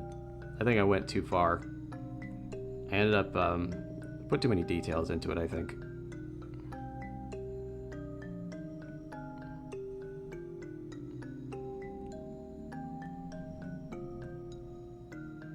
Gotta be in the same silly mindset, yeah. That's one thing, is when you're drawing, when you choose to do like a long form story like I'm doing, I get a little bit caught up in trying to get ahead of myself, or staying ahead of myself rather. That I usually don't have much time to do other like for fun drawings, which I don't necessarily mind, but also like I know that when it comes to social media, if you're not constantly like producing something for the viewers to look at, you fall behind pretty quickly. Like my YouTube channel, I publish three a week, 3 videos a week, and at the end of the day, that's not actually a lot. I can't believe that didn't count. Oh, sorry, I'm looking at this screen, and I think because Zapdos is a flying one, you're technically on the ground. So your actual character is actually beneath the star, but look, yeah, there you go. So close. Oh, what just happened? Switched colors without realizing.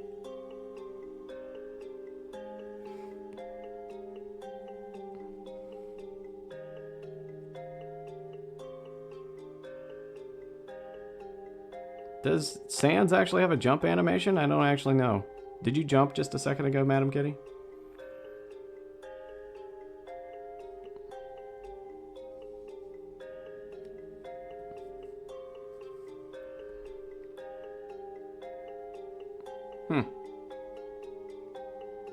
Yep, there you go. You did do a little jump. There's a whole bunch more commands. I just can't remember them all. The jump one is at least self-explanatory.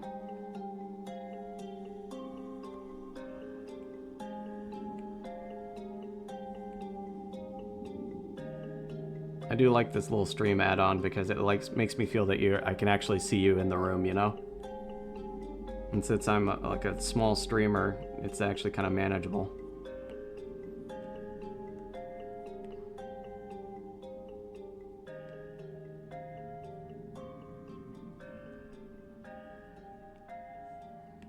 One of my regular viewers ends up,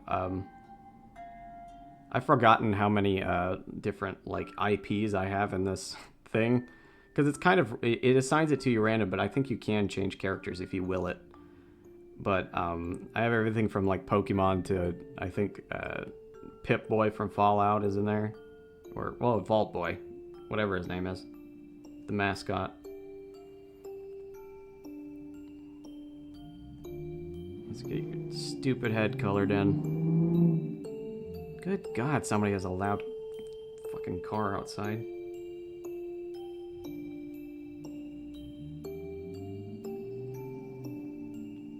I've never gotten the appeal of loud cars. I know sometimes it's just engine trouble, but other times it's like, dude, everybody finds that annoying. And maybe that's just me projecting my own feelings on it, but I've never met somebody who's like, you know what I really love? Loud cars. Especially when they have nothing else to do and they're in a parking lot.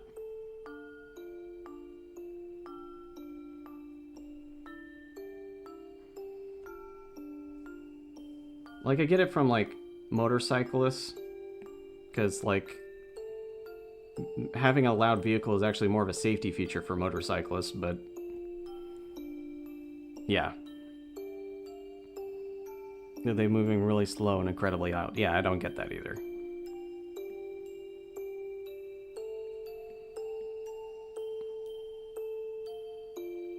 As motorcyclists, they get a free pass because it's a safety feature, but nobody else.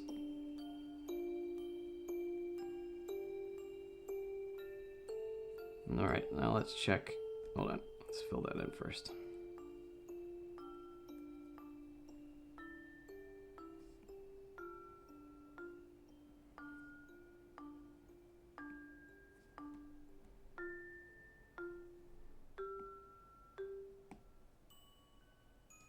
How did we do?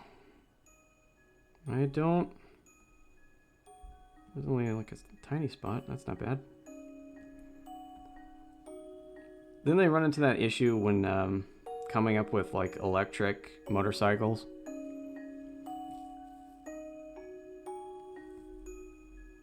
Yeah, that would be good. Every time I do a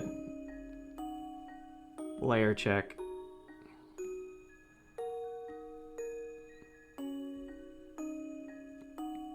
Especially when I'm coloring in.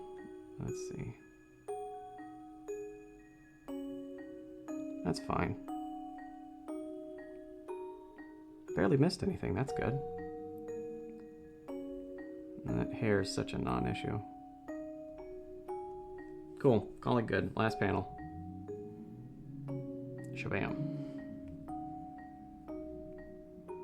I do love seeing the color difference change. Like the tone of this gray totally changes depending on what's behind it. Dark, light, dark, light.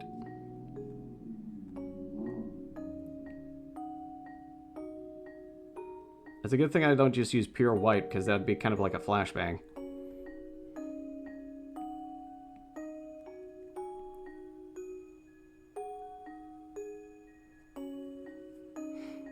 I really should stream more. Like, I draw all the time. But usually I'm just, like, on my couch drawing. And these streams are usually very productive.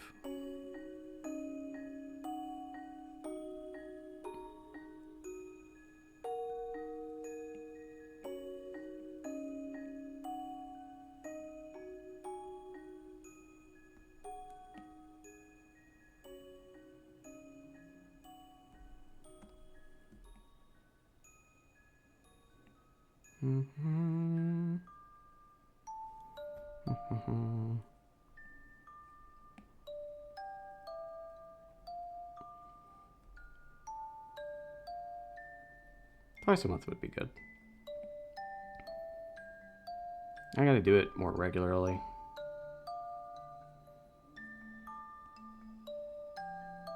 Unhinged personal questions, yeah.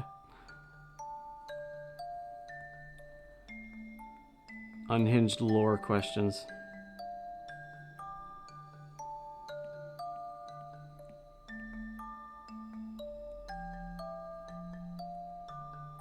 I do wish I had more time to like fix some things. Like create a new VTuber. Or, well, it's not a VTuber, it's a PNG tuber. But create a new avatar. I mean, on the YouTube, I've got the crow avatar. Could maybe update this one to be a crow drawing or something like that.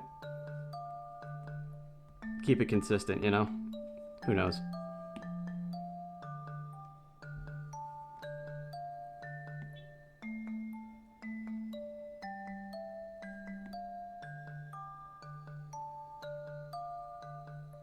You know, the other day I had, like, I don't have particular, what's Ortbox from? I always have a really hard time choosing usernames. So I usually end up creating like little, usually when I'm creating like a username, I use a character from like one of my stories and then put something after it. But when I was creating my new Twitter back in the day, I was like, okay, I want an actual username. And I don't want to use my old ones because my old ones are, I don't know, they were based on the identity of a character that I don't use that much anymore. And I don't know, the character was never like a self-insert character, so I felt like it was breaching into that territory of people like associating that character as like a little me when we're very different from each other. So I was like, okay, I want to create a new one, and I'm not very good with it. So I went to a random word generator and typed into constraints to kind of get it to throw out a whole bunch of usernames. Kind of like the, the wording of usernames. And then I sat there for quite a long time and just hit like randomize over and over and over and over and over and over and over again. And eventually one of the ones was I had one of the suggested ones that I wrote down had something to do with box. And I'm like, okay, I kind of like that. But I don't like the word that it chose to go with box, right? And then a couple randomizations later, there was another username that got generated that used the word Ort with it. And I'm like, hey, you know, like I kind of like the absurdity of like an Oort box where I'm thinking like the Oort cloud, which is that dust cloud that's like sitting at the edge of our solar system. Imagining that being in like contained in a box, you know? Kind of like a universe in a box situation. And I like the imagery enough that I was like, you know what, that's good enough. That's gonna be my new username. And then my Twitter happened to take off a little bit. And I was like, wow, this is really cool. Now I have like a little following with this username. So that kind of became my thing. And I liked it well enough that I kept using it. So that became the Ortbox persona thing. And I started doing like a PNG tuber to represent me because I can't actually use my name. My real name is extremely noticeable, and people would find me right away. And the other problem with that is, wow, that looks... Oh yeah, with the tone of that's a completely different shade. Anyway. But, no, that's way too dark. No. Oh, I've lost it. Hold on. We're gonna borrow this one again. Anyway. Really enjoyed the username. Got a little bit of a following on it. I'm like, okay, I'm gonna continue this following in other places. Might as well use the username there. And I started using the PNG tubers because I can't use my face. Because I am a actual professional in the scientific field. And I want to keep those lives very separate. Because the last thing I need is one of my coworkers looking up my name and then finding a silly little gaming YouTube channel associated with it and not taking my work seriously. Much rather keep the lives separate, you know?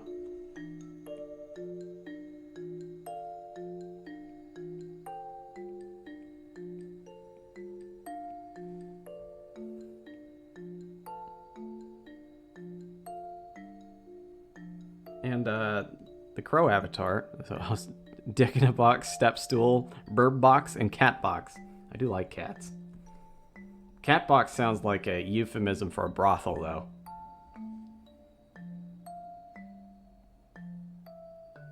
I found old Jimmy at the cat box. You know what I mean?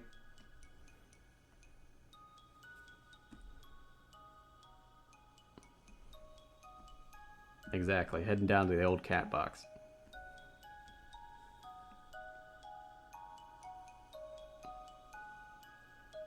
Only slightly related to that topic. Have you ever seen Best Little Whorehouse in Texas? Great movie.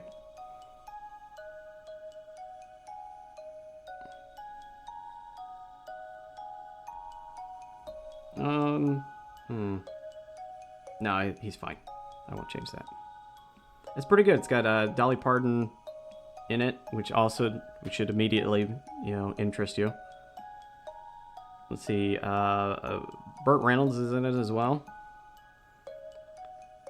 It's a musical. It's kind of great. And one of my favorite songs in it is sung by a politician, and it's kind of a back and forth, him singing about how much he likes to lie to people, which is great. It feels very, very honest to a Texan politician.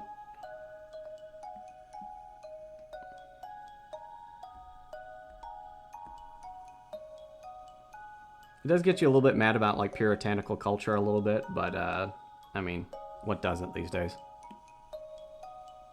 The internet is run by Ned Flanders after all.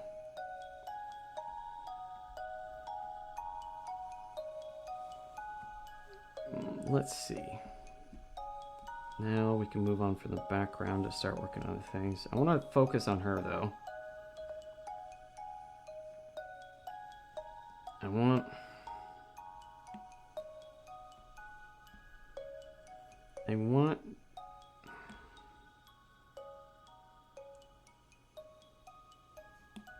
kind of like that a little bit.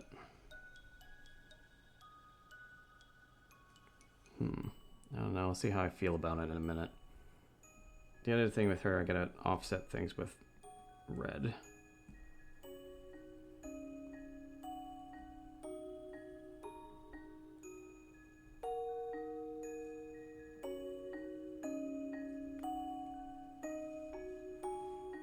Let's see.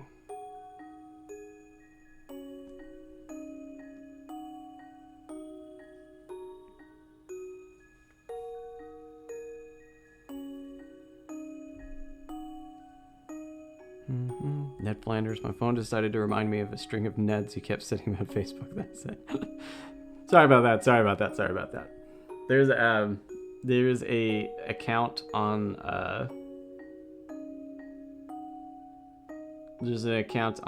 Blue Sky that I keep running into. It's just Ned Flanders is some kind of deflated Pokemon. Yeah, that seems accurate.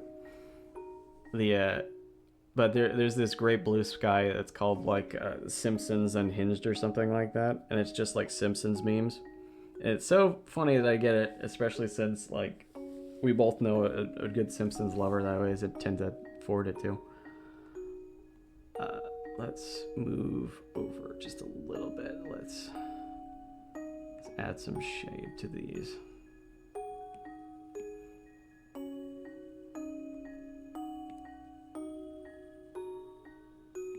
we go. Add that little extra dimension to things.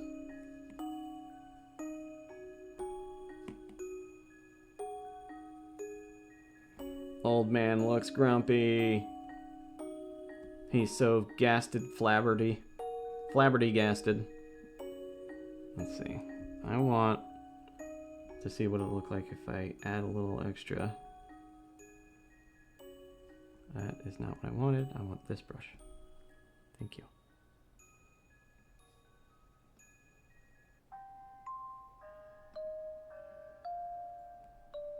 Yeah, I kind of like that. A little lighter.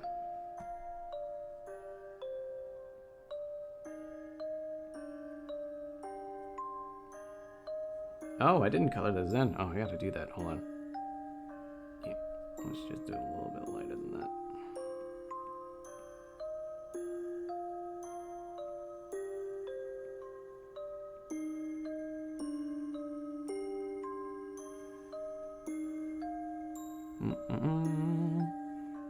Well, if I'm doing that for him, I should do it for them too.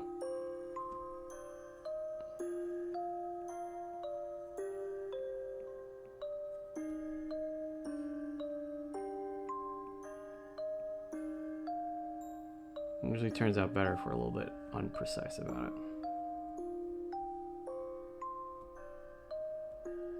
We're gonna have to get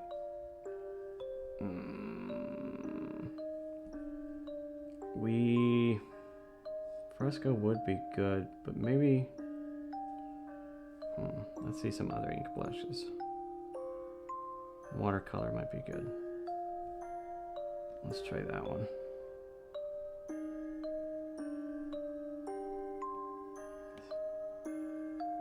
Oh, that looks actually kind of nice. I gotta remember that for later. I don't want to use that one though. Not for this.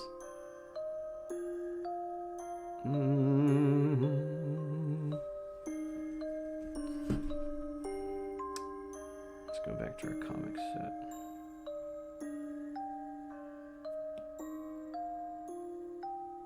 That might be fine.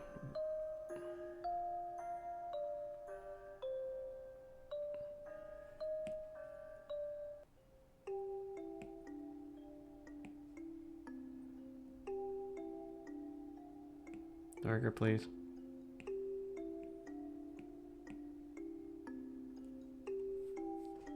Good. I like it. Now we want a separate layer for all this background extra effects that we're gonna do.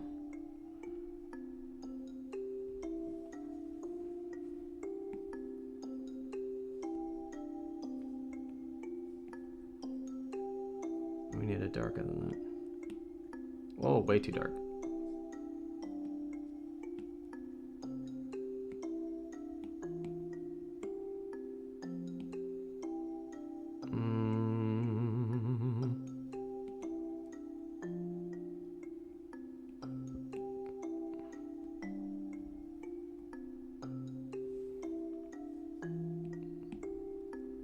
Step up.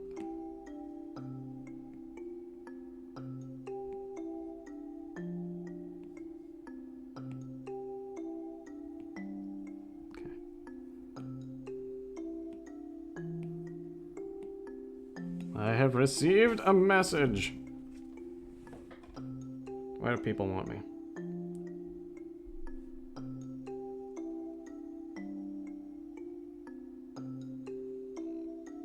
My Gmail storage is almost 80% full. Oh, God.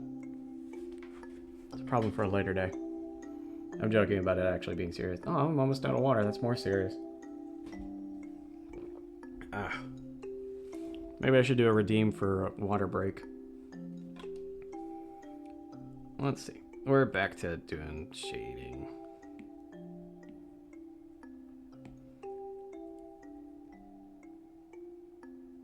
That should be good. I don't see a lot of panel crossover, which is good. There's a little bit there, but we can live with that.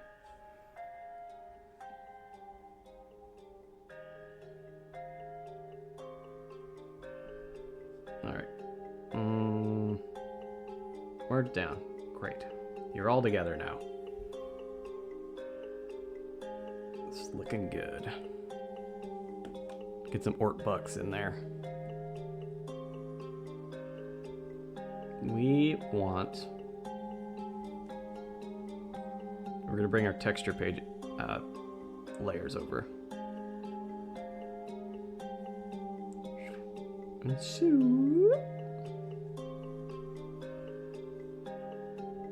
Alright, paper texture.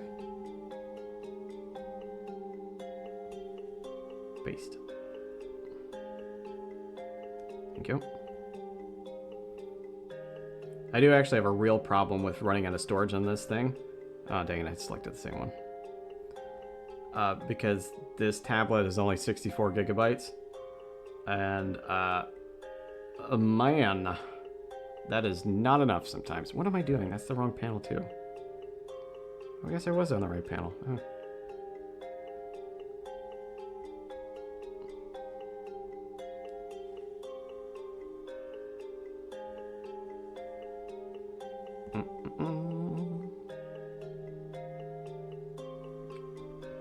Paste. It's helpful when there's only so many panel variations that you create. It's easy to get our special effects in here.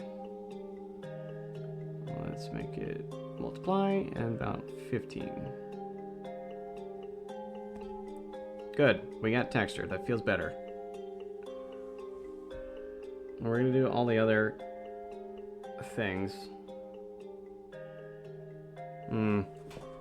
Alright. Let's pull up our script again. We're probably gonna stop here in like 30 minutes. Because we should be at 2.5 hours. We're running to the end of our battery life, so we might have to stop there. Let's see. Might be just enough to finish this page, though.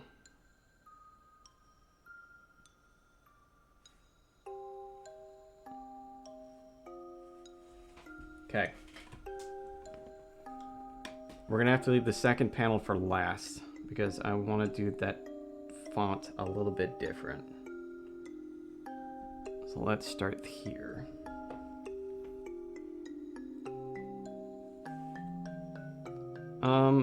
Yeah, color's fine.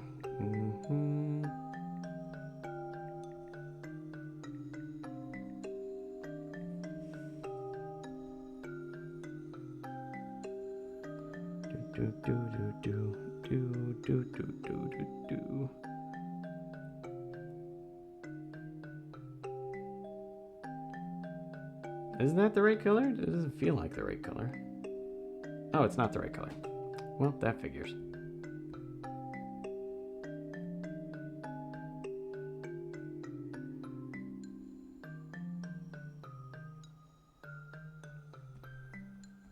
That's always a pain in the ass to change this. We're just going to redo the text.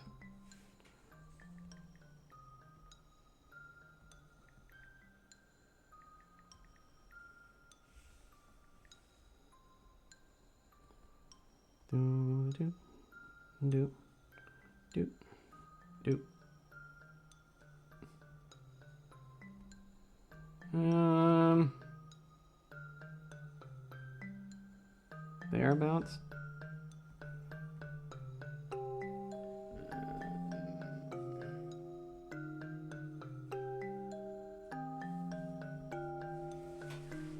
Briar's doing a lot of yelling here.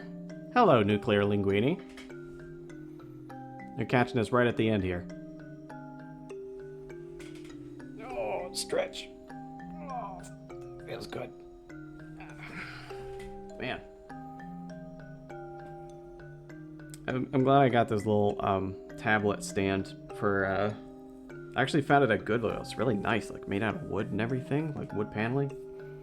But I'm glad I got it because I would be shrimping so hard here. Yeah, the past couple times we've been doing it like it last 30 minutes, but we'll get there eventually.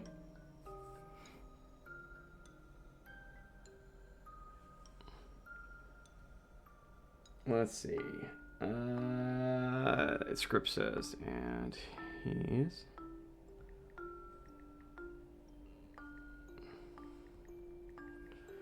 She's doing a lot of yelling in this page.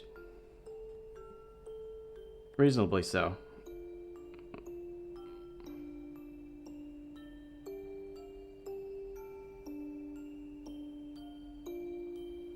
Should we take some... So, the fourth panel has actually a lot.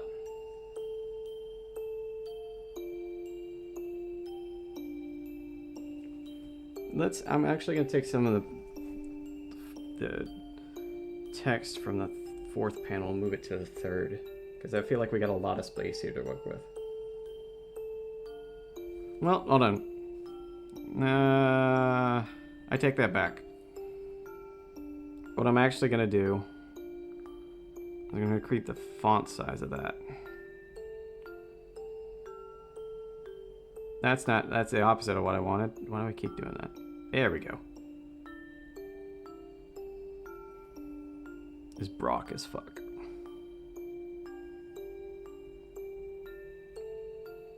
Talking about like Pokemon Brock? Is it because of the big eyebrows? Oh, because he's always have his eyes closed. Yeah. There's actually a reason for that.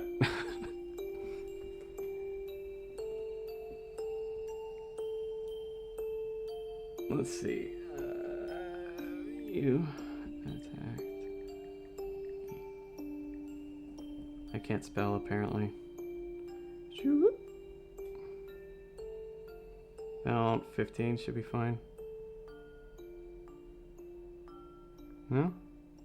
Yeah, that'll be fine. Reason is he's seen enough.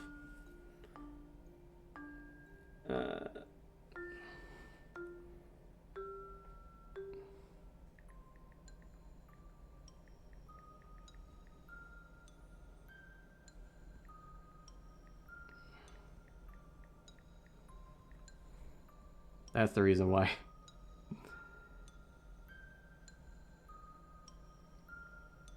Big page reveal. He's actually the real vampire.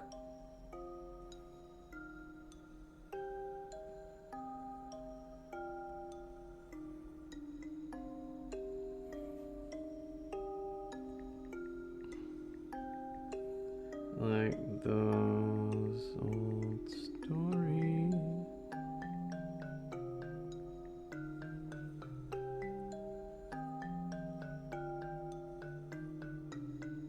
Low battery. Yeah, I thought so. Near the end. Okay. We may not have enough to actually finish this panel page, but yeah, that's the big reveal for these pages. He's actually the reason why she's a vampire. Is in the previous panels, I'm not sure if this page has come out yet. But the father talks about the night that she died, they kicked her out of the house and she was killed by an animal. And that's why they think that they got abducted by the Harpies. But in the reason is because, yeah, he's definitely seen enough. Is because he actually killed her that night and blamed it on an animal. But he's a vampire and he gave the virus to her. So when he did end up killing her that night, she ended up coming back. And that's why everybody thought the abductions were like... That's why, like, in the beginning of this chapter, you kind of think that the abductions is a vampire. Because that's why I lead you to. And the whole reason is actually, she's not the reason that the abductions happened. It's because of him, who he attacked her. And he turned her.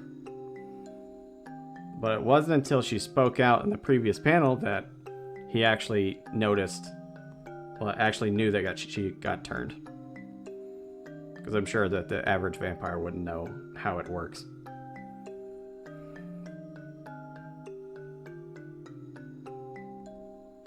Let's see.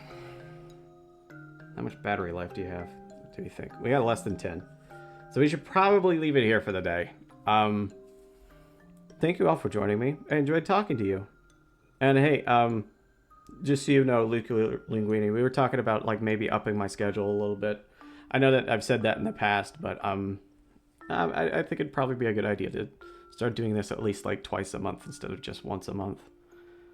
But yeah, the people on YouTube are only gonna get one stream a month, but you guys over here on Twitch will get 2. We'll do one that's like a secret stream that only you guys get to know about.